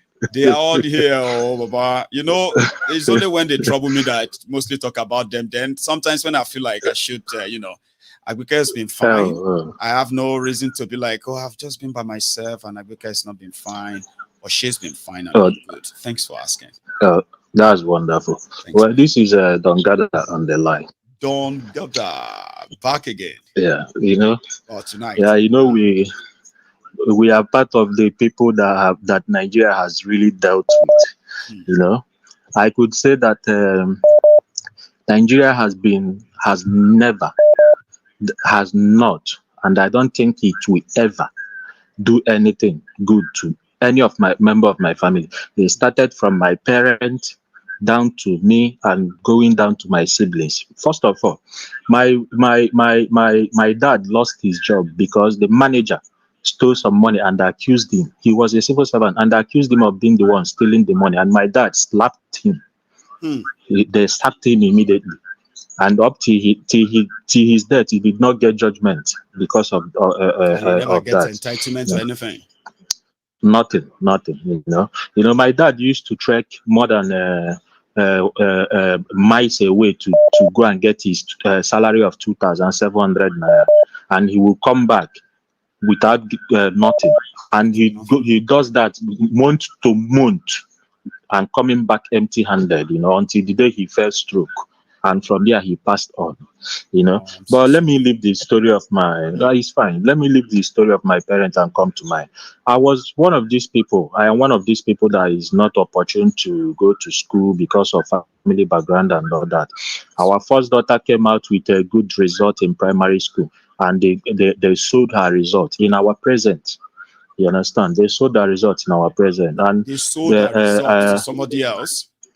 To somebody else in our present, like we know the person they sold it with to, and we could not do anything about it. You know, wow. So you as a kid watching your own, is that your senior sister? You said. My senior sister. So my that happened. most That is, elderly you were sister, junior yes. when that happened, and you saw that in primary school. Exactly. On, First of all, when I gave up in anything concerning religion in Nigeria, because they are part of the major reason of the problem of Nigeria, is my immediate elder brother is not working. He was born dumb, deaf, completely crippled and everything. Why? Was because there is cord. When they wanted to give birth to him, this cord tied him from the stomach because of the carelessness of the hospital.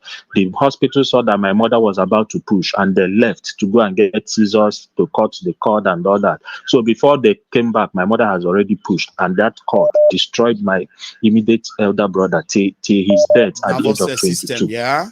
So he got all those disability through that, yeah. Yeah. So on that process, my father was on stroke. My immediate elder brother was not working and all that. We took them to Father Mbaka, to TB Joshua. We saw all the miracle. They were delivering people with crutches and all that, people with cancer and all that. But my family, none of them was got healed by those so-called their miracle and all that. I started giving up, but I never gave up entirely. Maiyegun, in 2007, in 2003, I ventured into electronics through my sister, my elderly sister. We were selling at Wari, Uheri. The government demolished our shop. We moved without no compensation. We were stranded, but later moved to Yenegoa in front of stadium in 2003-2004. The government demolished our shop again within a space of 1 year. We became stranded again. We had to move to Calabar. They demolished the shop again in Calabar. We finally came to settle in Port Harcourt.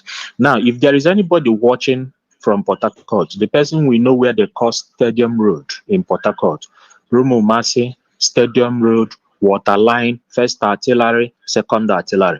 These are the places where there is no electronics you want to find that you can never see there. We sell everything. These are the booming places of electronics in Port Harcourt. I was staying at Rumo Masi. My elder brother was staying at Stadium Road. It was a very popular places for electronics there. They came to demolish my shop at Rumo Masi. After I started my own, less than about a year, I started my own. They came to demolish my shop. So I moved to my elder brother's shop in Stadium Road. In 3 months, they came to demolish my elder brother's shop again. All these things without no compensation at all. You know, I was about becoming frustrated. I'm losing everything. This was in 2009. I was losing everything. I was becoming frustrated. So many of them started smoking weed, drinking overnight and all that. I had to gather all the money I had.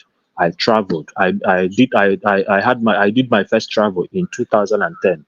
April 2010. Was that at that point you felt like, if I don't leave this country, I will either die, run mad, or become what I don't want to? Yes, of course. No, I would have become a criminal because I have tried a lot, you know. And there was so many opportunity for me to join the criminal gang, because there are so many in Port Harcourt, and they mingle around us because they come around and we settle them. If you don't settle them, they will come and break your shop. They know us, we know them. You understand? I would have joined them because I have almost lost everything. So when I came back in 2015, I came back for the first time. I will say that from Waterline to Stadium Road to First and Second Artillery to Rumomasi, we are not big in numbers. We are more than 500 running electronics business in these places I mentioned now.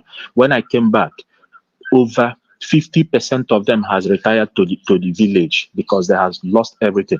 Maiyegun, I'm telling you about importers. I'm not telling you. I'm not making this up. If anybody that is import their stuff.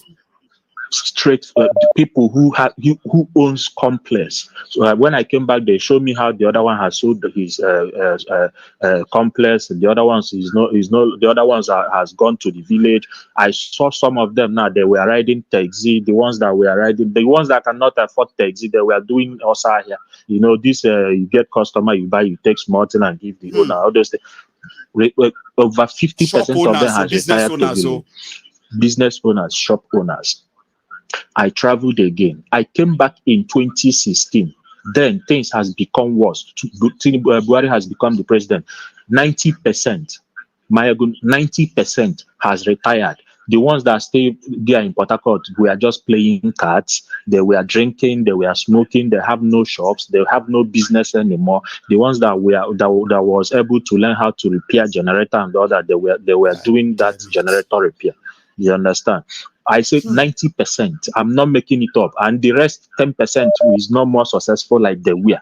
They were just hanging around, managing. They still own shops, but not as successful as they were before I left. 90% has retired. In fact, those places now, you won't even, if you pass through those places, you won't even recognize that there has been some that kind of business that happened there like 5-10 years back. A place of busy access. You understand me? So after that, I came back. You know, as a businessman, I was not as a businessman that had no university education and all that. So all I do in my life is business. When I made a little money in abroad, I came back. I now decided to go into property business. You know, when I venture into property business, I now find myself in another mess, you know, like a very big one, because this property business is something you have to venture a lot of money. You know, you buy like 10 when they appreciate, you sell, you buy 15 when they appreciate. You know, it happened that the government. Go on, Papa. Yeah, you know, the government will now collude with the Agboros, the community boys, and come back and grab the land after they sold them to you. You know, I am telling you, this one is happening in 2019, 2020. Wow. They will sell lands to us. When the land appreciate, we'll come back to resell them. The government will come there and clear everywhere with tractor, mount mopo, mount military, put gates, mount community boys. When we come, they will beat us. Just a similar thing happened in Lagos, in one of the estates in Lagos last week, when one guy like that was doing it, that they should help him, that the land grabbers has come to his land where he was developing, and they beat him up there. Similar thing happened. Thank you. Exactly the same thing was happening in Enugu. They beat the police. Exactly the same thing. They couldn't do anything. Thank you. No, they work with government. The governor is aware. The governor is aware. How they do it is that they negotiate with the governor. When they grab the land back, if the land is 100 plots, they will give governor like 20 plots as a form of a compensation. They will take the rest. I was deep into the business. I know everything that was going on. But when you go to meet the governor will tell you that he's not the problem. He doesn't know anything about it. You should go and settle with the community. When you go to the community, they will tell you a different story. So along the line, I lost everything. But why all these things were going on, Maiyegun? As a young guy who has become some kind of successful, there has never been a day I woke up in Nigeria without police pointing AK-47 at me, threatening to shoot me. All my cars, you will see where they hit AK-47, where they are telling me, hey, stop, if you move, I shoot. All my cars, you will see the dent of AK-47, just because I am driving a nice car, not because they saw me stealing, not because anyone opened case against me, not because anyone I killed or threatened anyone, but just because they have seen through my windscreen while driving close to them that I'm a young guy. The next thing is to cock that gun and point it for, hey, clear there. If you move, I shoot. They will hit my opponent. Boy! And when I come down to challenge them, they will all threaten me that they will kill me and nothing will happen. Even when I know that I know the commissioner, I know all those things. But something surprisingly happened to me. I traveled to Senegal in 2019 for a vacation. Then when I came back to Nigeria, if I come back to Nigeria, I used to stay in hotel for like 1 week to have some rest. Then the cleaners would come and clean my house. So that 1 week I stayed in hotel, I was supposed to go back to my house the next day. Then my neighbor called me that my house was broken, that they think some robbers came to my house. And I quickly drove to my house, and I noticed that robbers came to my house. They tried to make away with the huge box that I came back with. They could not move it through the window, but they took two of my plasma.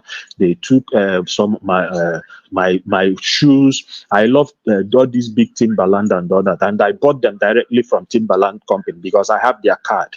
They made away with all those things. Then when I went to report at police station, the police told me that they will recover those things, unknowing to me that they even know the people who did those things. They caught those boys. They refused to show me those boys. They returned some of those items. They took the ones they like. I mean, the police took the ones they like, and they told me that those boys said that they have sold it off. Okay, show me the boys. I want to take up the case because now my life is at threat. The police refused. They said the boys are in cell, but they cannot show me the boys because they are protecting the boys for security purposes. I am telling you with all honesty, at that point, in 2019, that was when you were like, you're not going back to Nigeria again. No, you've stayed away for a while. No, are you still going? I was still in Nigeria. Listen, I'm still coming. I was still in Nigeria. So then, me and you have been speaking for yes, nearly 20 minutes. No. This is the okay. This is the last one. All in right. 2020, in December 2019. After like some months, a guy came into my compound and was trying to open my door. I was inside the house. I don't know the person from anywhere. I was peeping through the window. Then I had to call someone from outside to come and help me. That I'm suspecting some kind of armed robber. This thing was happening around 1 p.m. in the afternoon. So when that person came in, I have to come out with a knife and quickly attack the guy. When I took the case to police station, the police had to detain me. I now ask when they say that again. It's like I have made you to speak faster, too fast now. Slow down, Baba. Yes. What did the police do when you took the guy to the station? When I took the guy to the police station, they said I should wait for the DCO, that the DCO is not around. Right. Then when the DCO came in, I had the woman whispering to the DCO that this guy has money, or that they had to do something to collect money from this guy. If they detain the other guy, that they are not going to take money from that guy, that they have had the story. That guy is not actually an armed robber. In front of me, Maiyegun, I'm not making it up. This thing happened at Independence Lodge Police Station, Enugu. I can go in front of there and say it because I even had to call my lawyer when they made that story in front of me. My lawyer now told me that I should settle this. I should settle these people because they said I have to pay myself. I should settle these people. Even your lawyer was like, to just settle them, the police, Abi. I swear with my life. They accuse me now of attempted murder and said that I should settle. You attempted to murder somebody who came to rob you, right? I swear to God, Maiyegun, I'm not telling you. I'm not. I know. I'm just trying to kind of repeat that so that just same way people who are watching are going to be like, what? Exactly. Go on. Exactly. They held me back. They put me behind the counter. They refused to put me inside because they know what they were doing it was illegal. So they were whispering, put them in the cell, this, that. They were threatening to put me in the cell until I had to pay. They said I will pay 50,000. I refused. I said they should put me in. So we drag. At the end of the day, they collected 15,000 and leave me in 2015. So many things, but just because I want to give others time. Now, the business I am actually doing, I lost everything. The little one I had now, I am scared. I want to sell it and leave the country. I'm not in Nigeria now. I had to go to neighboring country because my life, like I have almost lost everything. I can't even maintain the standard of life that I am living anymore. So I had to go to the neighboring country and waiting for them to sell off my property so that I can live for peace and final. Wow. That is the story. Let me make it short. Is it okay then for me to ask, do you have any plan of going back? If I'm actually like, can I even ask that anymore? Never, unless the Biafran come. You know, when I come here, I speak about how I don't like Nigeria, how I want Biafra to come. Maybe you don't understand. This I can never will lie. I do. Never will lie. Thank you, Maiyegun. Thank you so much, Don Gada, for sharing that with us. Some more things they occur. I will not lie to ourselves. Yeah, people that Nigeria has happened to, the people that genuinely, in their own way, I mean, in their own space, the criminals running Nigeria have actually impacted on their lives. That it was like an Uriyo delay, like all man to a cent, you know. Hello there. Hello, sir. You may need to mute that video or even leave the room if that is possible, sir. I've done that, sir. Beautiful. Wow. Yes, what a wonderful moment. Mr. Maiyegun, I have been listening to you for about 2 years now. And you know, you have really enlightened me so much. Thank you. And you know, the fire I have for the Yoruba nation right now, I can't explain it. I can't, you know. And you know, you have done so well. You have done your program has blessed so many lives. And you know, during this the election, during the election and during the what is it called, the charade that we just finished in the court and everything, I was, you know, I would have been much disappointed. Well, you actually really saved me from, you know, from having too much hope in it. So thank you so much. I'm calling from Nottingham. From Nottingham, is that right? Yes. Fantastic. You're not really far from me, or if we have to say it too, but yeah. Yes, not far. That's brilliant, Baba. Go for it anyway. Yeah. All right. So my experience, I left Nigeria very long ago. A very long time ago. Yeah, about 26 years ago. See, can I ask you a question, right? When you left then, before you tell us why or what made you, right? Did you ever have a plan of staying away for this 26 years? That Nigeria will not be attracted to you again in 26 years when you were living then? Did you ever envisage it? Not at all. Not at all. I thought by now I should be retiring in my farm in Nigeria, somewhere in Akure or somewhere, you know. But I was that you can call your home country, cool, arrange one nice car, and then you come to UK once in a while. Was that not the plan? That was the plan. Actually, I didn't come to UK. I didn't come to UK straight. I went to Finland. Right. I went to Finland from the beginning. I lived 16 years in Finland before. I thought by that time I should already be back home, but I realized I can't go home, and I relocated to UK with my family. So, okay. Now tell us, why did you decide to leave, sir? All right.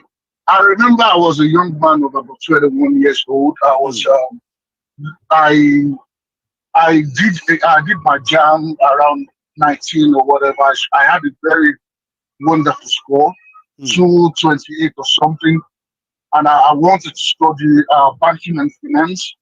And I chose Adoyo then Ondo State University as my first choice university. And getting there with my score, I should get admission normally. People with 180 something, 160 were making their way. And I couldn't get admission. I was paying, I was doing everything, looking for admission. I got my O levels were all right, everything was okay, and I couldn't. And people were scamming me. I was paying and everything. Finally, my dad. I can imagine that time where it's like your friends are gaining admission and you are looking at them better than all these guys now. Why am I not getting admission?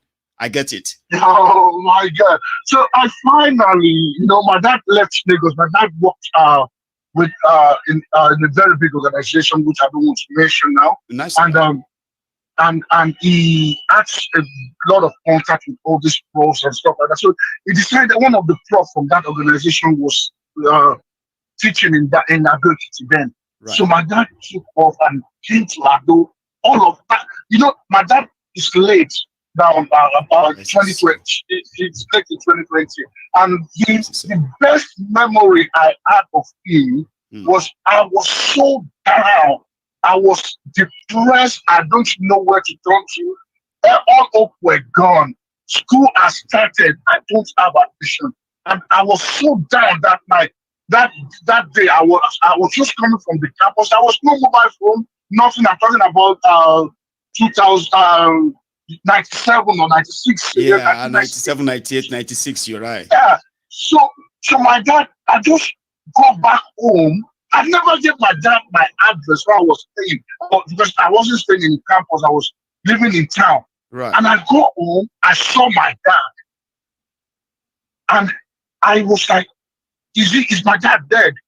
Because he was looking so fresh. I haven't seen him for weeks or almost 2 months. Struggling to get admission. All the money they gave me from home, everything is gone. All spent. All spent and no admission, nothing. No admission. There you are. I cannot even open my mouth to tell them that I've not gotten admission with the score, with everything. So he just showed up just like that. And I was so perplexed. I didn't know what to do.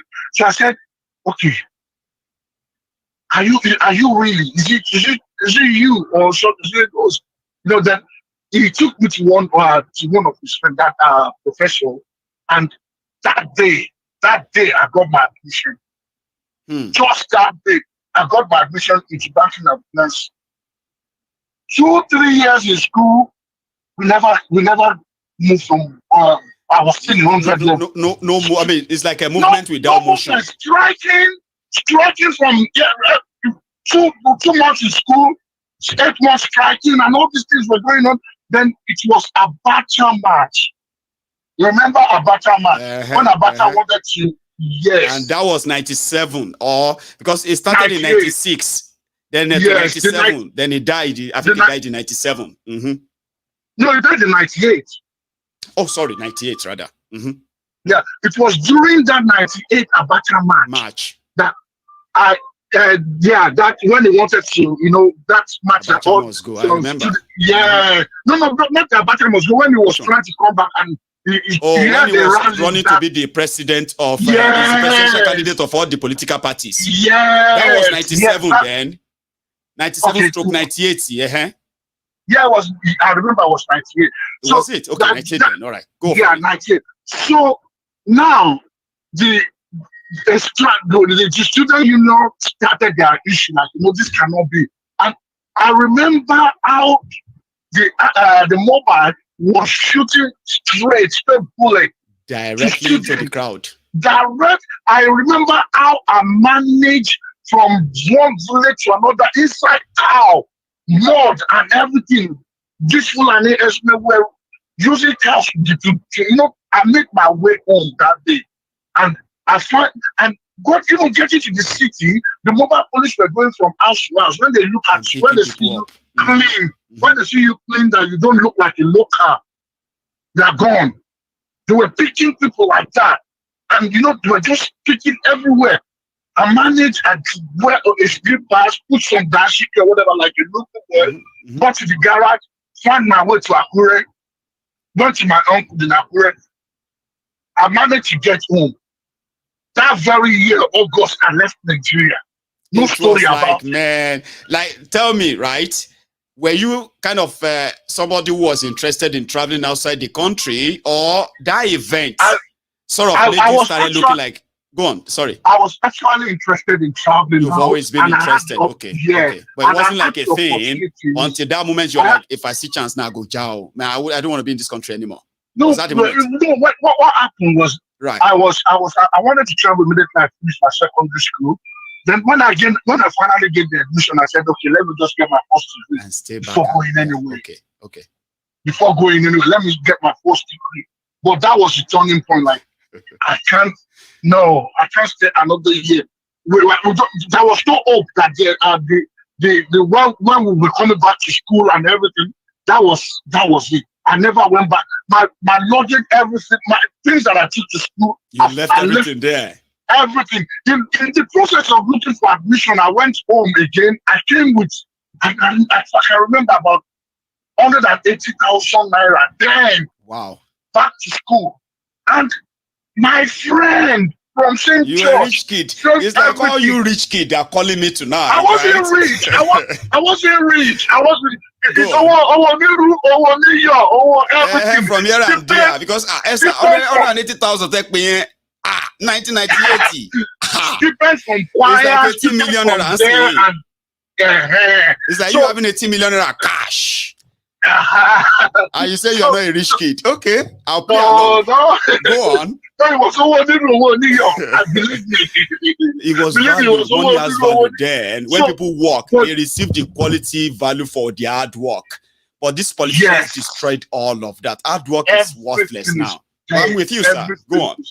So now, a friend that we went from the St. George, very close friend, I mean closer like a brother, knew that I left money at home. I went to school. They stole he and another guy.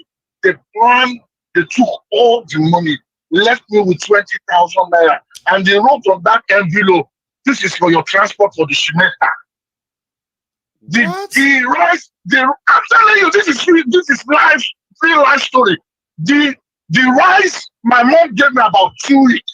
Mama, that is they call it then, which is about half a bag of rice or something. I took to school and everything.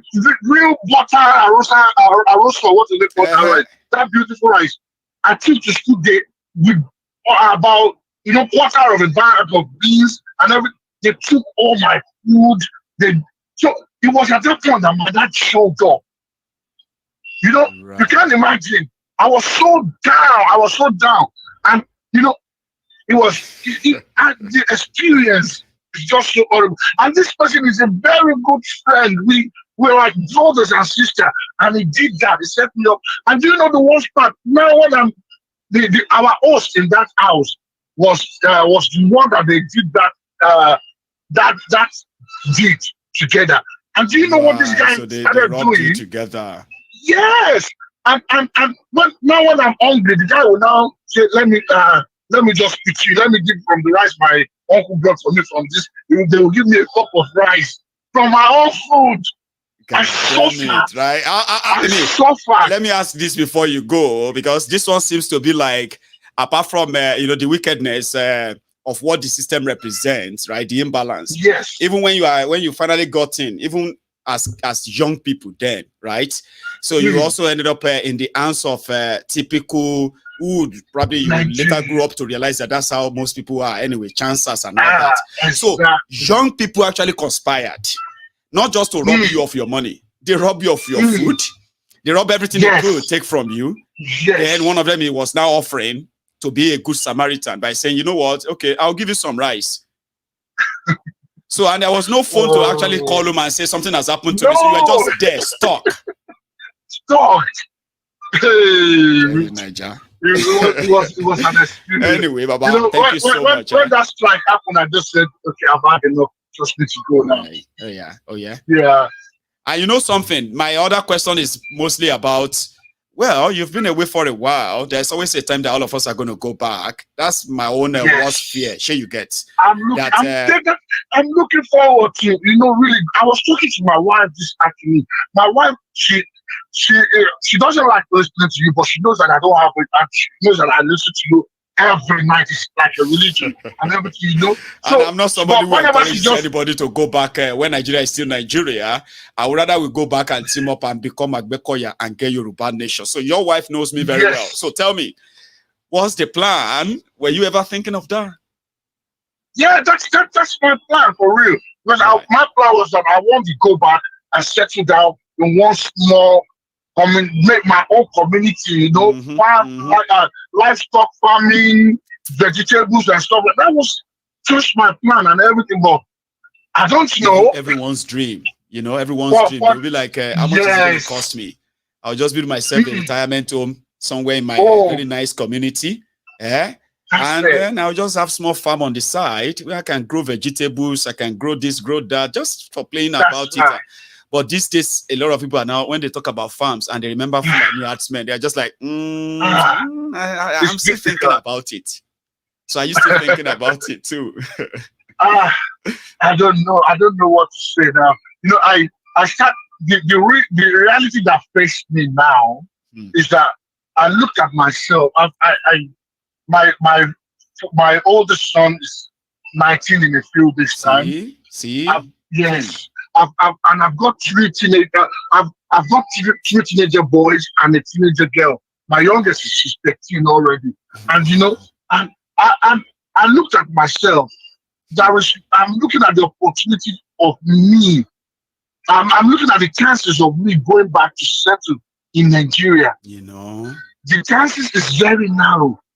Then if the little investment I have there, I was like, okay, I'm not going to do anything much now because it's just going to be a waste.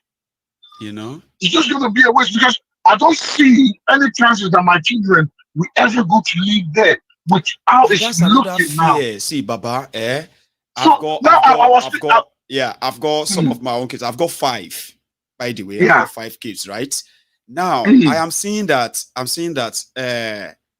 You know, with the way things are going, it's going to get to a stage that it's going to be a real big job for us who are now parents, right? Once we get to, let's say, if things continue like this, so in another 10, 15 years, we will be begging our children to show interest in Nigeria. It's not because we didn't take them to Nigeria. It's because they will know more about Nigeria than us. They will. They will know more about that place than us. In what today's life is today, Even if you are not telling them anything, they will tell you and say, no, why do I want to go there? Like, for what? You know, some great news. My oldest son will just tell me, Daddy, have you heard this? Did you see what is going on with this and that in Nigeria? You know, and they're always something of a shame that they will call Daddy. Have you heard this? And with what the world is today, our children are seeing everything. You know, you may even, I mean, you know, in this day and time, they even, especially if they are interested, right? A lot of them these days, in school, when they tell their friends, my dad is from Nigeria, or my parents are Nigerians.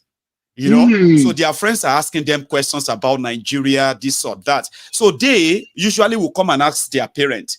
So many of them are so smart these days, right? That they know everything going on. Because they want the right answer to give to their friends. Now, from what they know that is going on, you can't come around and say, all of you, we are going to Nigeria.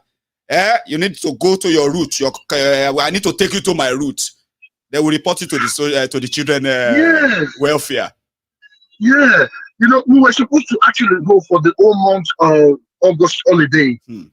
I got the ticket there, we got everything, and you know, because we were supposed to travel during the pandemic, and for one reason or the other, we couldn't travel, and the voucher is there just to convert it to any ticket and everything. So we're supposed to go to Nigeria in that August, but look at the risk and all these things that was going on. I said, I don't think we want to face this risk. This risk. They are finished by birth. They're finished by birth. They were all born in Finland. So we were just okay, if we can't go home to Nigeria, let's go home to Finland. Because Finland is a home for us as well. So, they say everywhere you are welcome is your home. Yes, we're all Finns. So we went home, we enjoyed our holidays and everything. Came back. You see, so it's really a difficult one. They need to know. It's so sad. It's so sad. You see, I started changing my narration. That if these children will not go home, if I die today, do I want to be buried in Nigeria?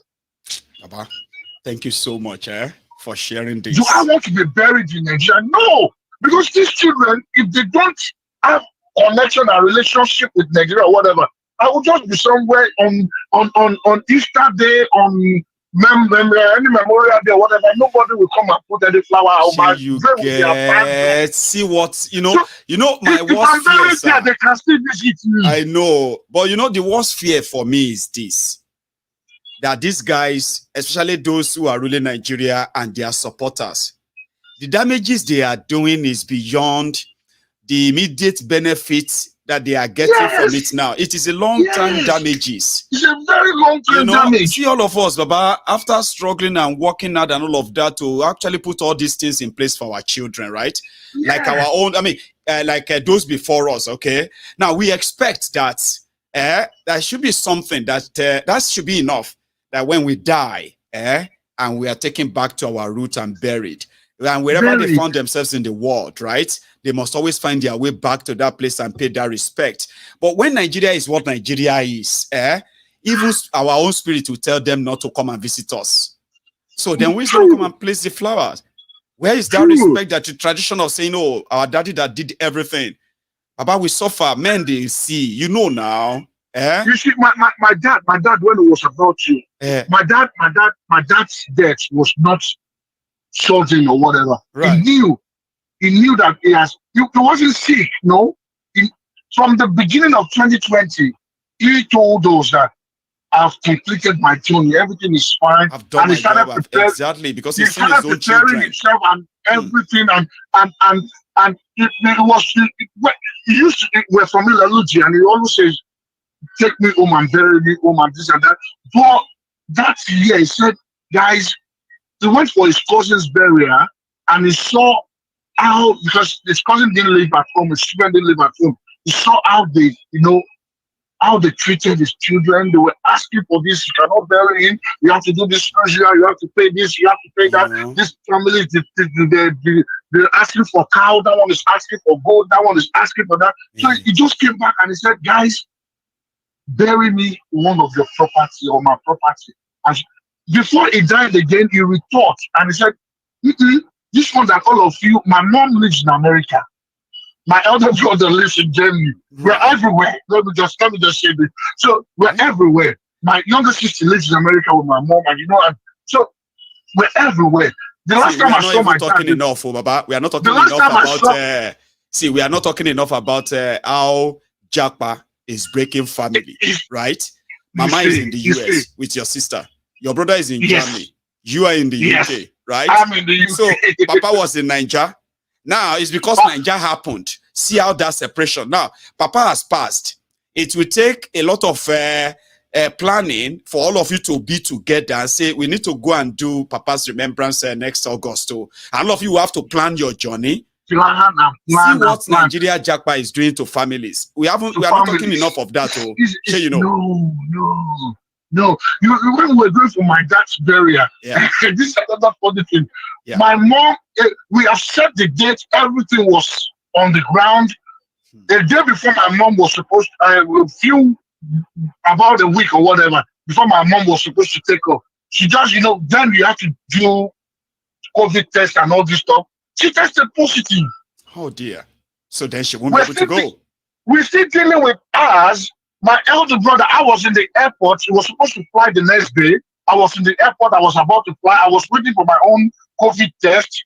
My brother called me that he's also positive. See? He told me. So you are about to miss the burial of the dad. And see, Baba. So I was supposed to spend 2 weeks at home. I got home. I was the first one to get home. My sister couldn't fly because she won't leave my mom behind in America. So my elder brother couldn't fly. He needs to wait for 2 weeks, 14 days before. And the burial is just like 10, 12 days. So I had to, I went to the church. I had to go to the church, change the program, call the musician, call the caterer. I was running everywhere, changing everything, luckily with God. Something that would have been so easy, if everybody is actually around there. An opportunity in Nigeria has made it easier for all of us to achieve whatever we can achieve in the UK elsewhere. we are not talking enough of those, so Baba, but I'm going to let you go now, right? It's been so wonderful very much. sharing this with us. It's a wonderful privilege. I never tried to call. Today was the first time I tried to go, but I kept on calling and calling up to you. I was like, well, look at you. Yes. You and I have spent over 20 minutes. Yes. It's worth it. It's worth it. It does work. Thank you so much for that, okay? Thank you very much. Evening, sir. Yes, sir. Bless you. So this is where we're going to draw the curtains. I know we still have like 15 minutes to go or so, but I kind of, I've got to go. I wish I could tell you why, because I would love to listen to everybody tonight, like listen and share this kind of all this. But we should be doing that. I'm going to be asking my callers every once in a while and say, well, you know what? Tell us, why did you leave? Would you be going back? Because true, Nigeria not do us right. And for those of you who are promoting those criminals in Nigeria, trust me, you are also not doing yourselves any good. The victim of all this bad leadership, bad government, ruined country, ruined economy, and every other thing that is impacting negatively on the lives of our people, including me, we sit down here, is simply because you are sustaining and enabling all these criminals. But the day all of us have had enough, we've had enough. We just haven't spoken in one word, like enough. Okay, the damages you are doing, the Jackpot syndrome that is enveloping Nigeria. Because if things continue like this right now, my mom is dead, my dad is dead. And then my own siblings, my own brothers and sisters in Nigeria. So if things continue like this, maybe in another 5 years, I'll be kind of also moving like over 10 members of my own family. So what does that mean? It means we are all going to scatter all over the world. I may never see any of them. I may never see all of them again. Sure, you know. It is also the same thing here. I've been living in the UK for 11 years. My popsy died in 2017. I couldn't go. Okay. My momsy died in 2018. I couldn't go. I had to go. That was my mom. She was my best friend by then, right?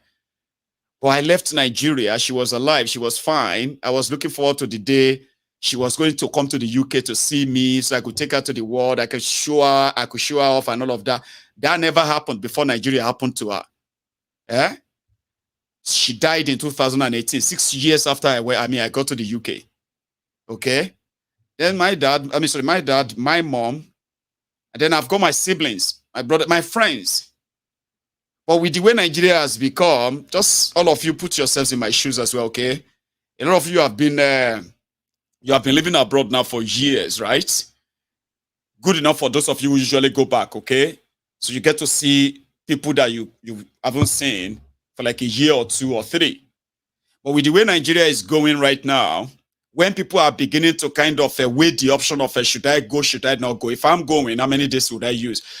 Going back to Nigeria used to be something people look forward to when you live abroad, because it's going to give you the opportunity of meeting the members of your family, friends, neighbors, people who knows you, people who you know. You're going to feel the touch. You're going to feel the connection. Your state of mental health is going to improve. You know what I mean? There's going to be so many things that are going to be like nostalgic for you. Your childhood, the areas, the people, and all of that. You're going to visit all those places. They're going to help balance your mental health. But when situations started getting this bad, that people are likely going to become the victims of the government. What do I mean by that? When the government or the people in government of Nigeria fail to actually do what is right, empower you enough that crime reduces. So what do you have to do? When something where you eat no day, won't you go and eat what is available? This is where those who are abroad, who go back to Nigeria, are beginning to kind of live the life of being careful. Don't be too flashy. Somebody may set you up. You need to be careful. You need to watch your back, this or that. And every year, the rules keeps increasing. The crimes keep increasing. Do you know that? So, which simply means that we will end up as the victim because, we are the ones closer to them and all that. So nobody is spared, nobody is safe. A lot of us left Nigeria when we believed that we stood there, no chance. Not because somebody said, all of us leave Nigeria. We wait day here, we dey hustle. It doesn't make you smart. Stop being stupid. Okay? You are survivors. I give that to you. But life shouldn't be this hard. Honestly speaking, life shouldn't be this hard for people. Do you understand? A lot of things you pray for in Nigeria, or a lot of things you pray for when you are in Nigeria, you ended up not even using them as your prayer point anymore when you leave Nigeria. Right? So all these damages are making it even more difficult for a lot of us now to say, what do I want to go and do there? You can't even talk about the government. They've got Dauras or Dokwemu stupid service that will be tracking you. You know, it's just getting more deteriorating and deteriorating. So then you have to plan yourself. It's no longer attractive. Oh, I'm going to Nigeria.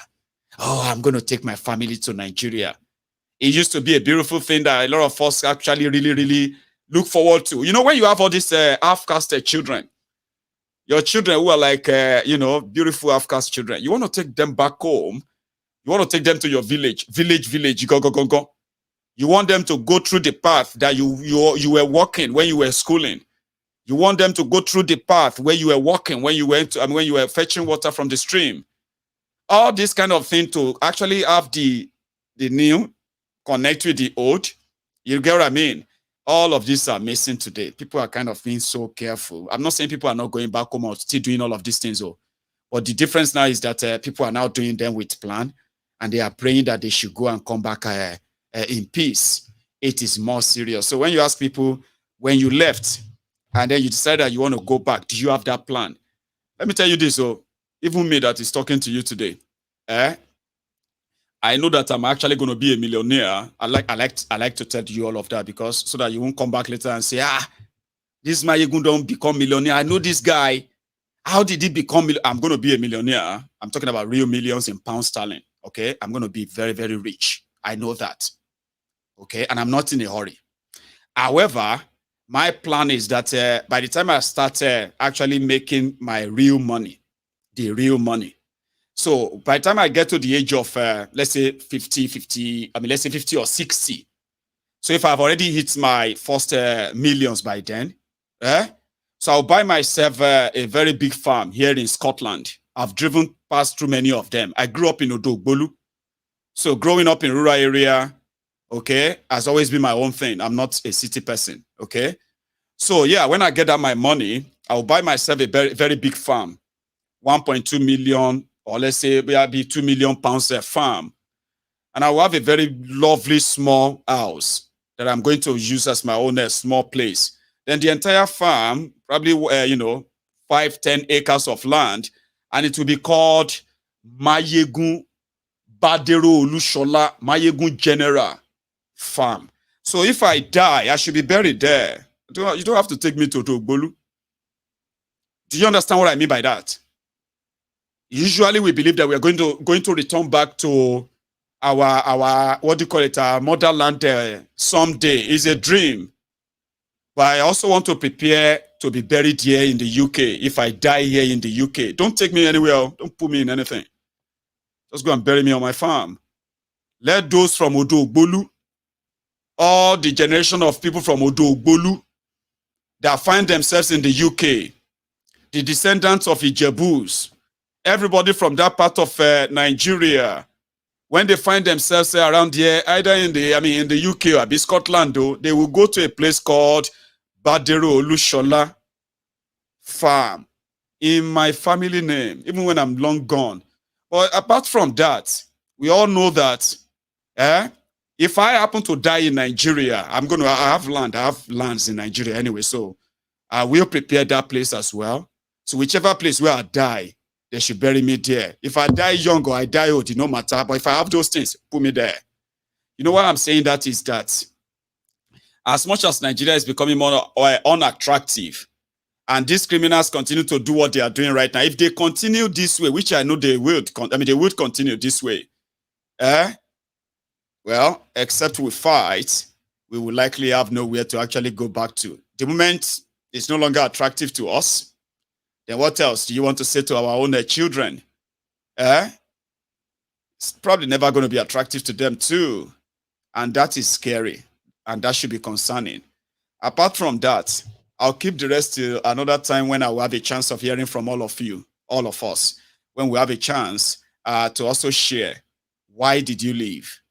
Why did you decide to say, you know what, I'm leaving this place? You get that? Princess, you know how they tell you, but Princess will tell you. You know, when I was in Odogbolu, I used to tell people, I said, I'm actually going to be a very, very, very rich man. I don't get anything. I did Odogbolu that time. I said, I knew I was going to be a rich man. That I was going to be very, very wealthy. Then I was going to be very, very popular. I was going to have this big name. You see everything you are seeing right now, Una be part of my story, oh. Sure you get. This is not me, oh. This is not Maiyegun yet, oh.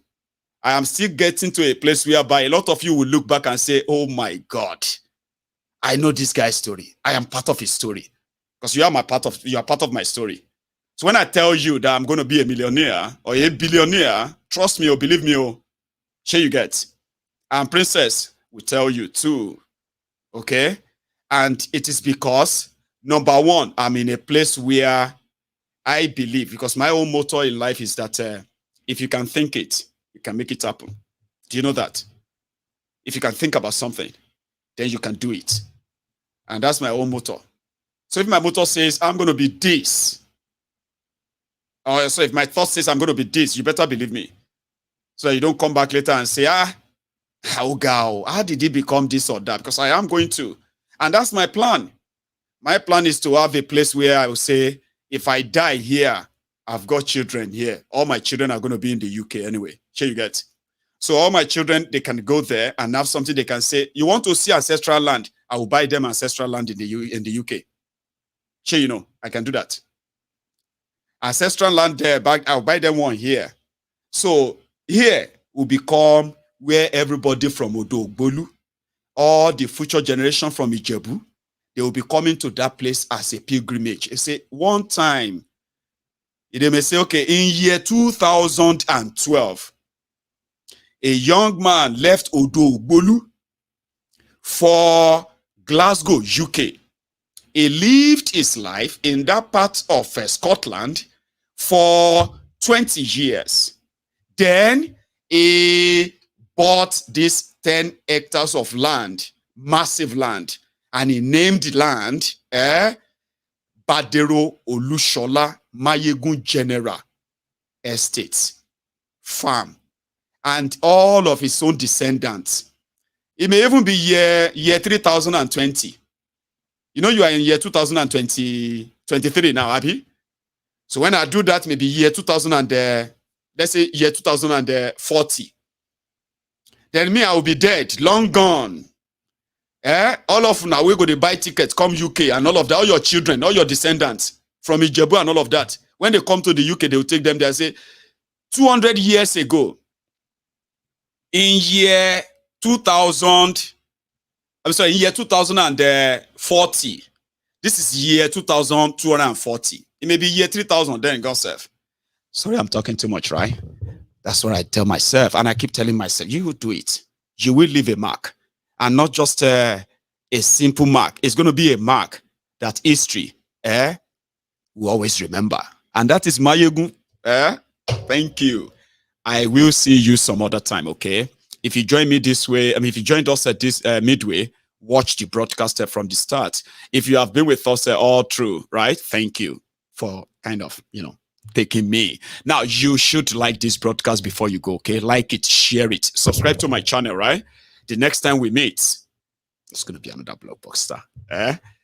Prayer docents, thank you very much for your message, okay? Prayer docent is one of those people here that are like, Mama, our Mama Maiyegun, I got your message, man. So thank you, and God bless you, and good night.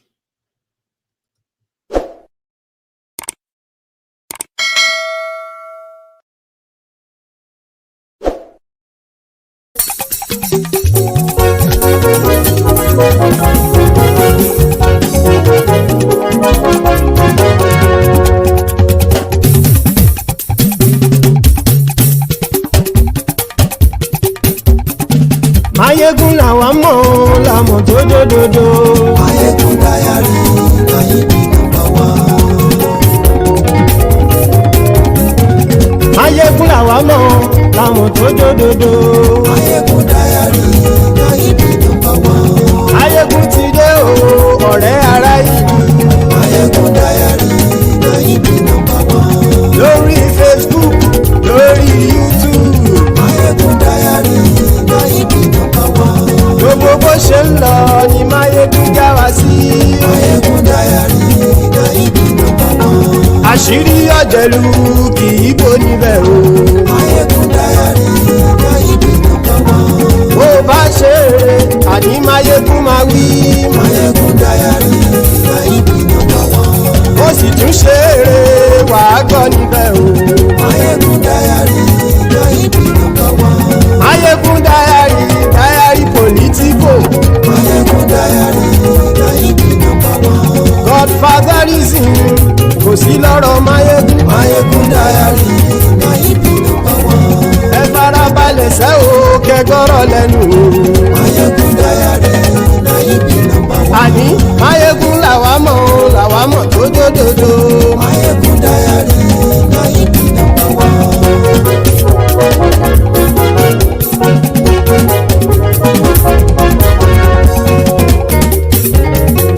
Àní ẹ̀sùn ràkì.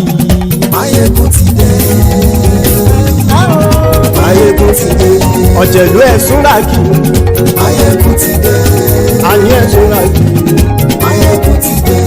Lórí Facebook. Maiyegun ti dé. Àní ẹ̀sùn ràkì. Maiyegun ti dé. Lórí YouTube. Maiyegun ti dé. Àní ẹ̀sùn ràkì.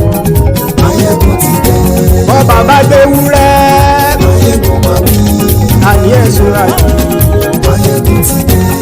Ijó ìgbádìyẹ. Maiyegun máa wí. Àní ẹ̀sùn ràkì. Maiyegun ti dé. Presido bá rúfin o. Maiyegun máa wí. Àní ẹ̀sùn ràkì. Maiyegun ti dé. Kí gómìnà kówó jẹ. Maiyegun máa wí. Àní ẹ̀sùn ràkì. Maiyegun ti dé. Ọlọ́pàá tí ń darí bá. Maiyegun máa wí. Àní ẹ̀sùn ràkì. Maiyegun ti dé. Aṣòfin tí ń rúfin o. Maiyegun máa wí. Àní ẹ̀sùn ràkì. Maiyegun ti dé. Òpùrọ́ olóṣèlú. Maiyegun máa wí. Àní ẹ̀sùn ràkì. Maiyegun ti dé. Ọ̀jẹ̀lú ẹ̀sùn ràkì. Maiyegun ti dé. Àní ẹ̀sùn ràkì. Maiyegun ti dé.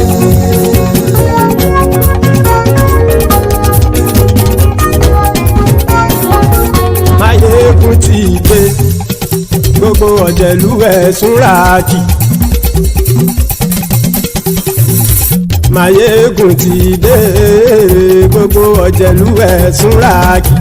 Ṣùgbọ́n ní bá ti ṣe èyí tó yẹ kí wọ́n ṣe, ọmọ bá dèrò ní fi wọ́n níran o. Maiyegun ti dé.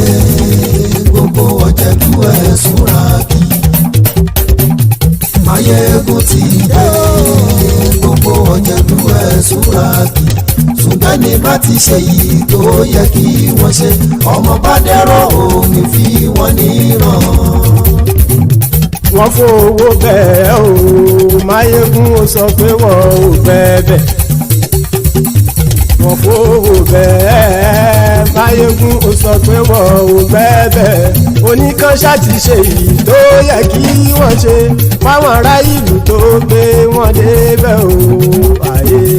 Maiyegun ti dé. Gbogbo ọ̀jẹ̀lú ẹ̀sùn ràkì.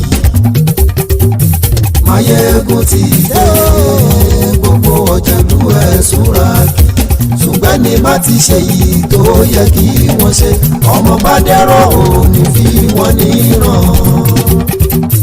Kì máa yí ṣe eré, ọ̀rọ̀ yìí kì í ṣe ẹ̀fẹ̀.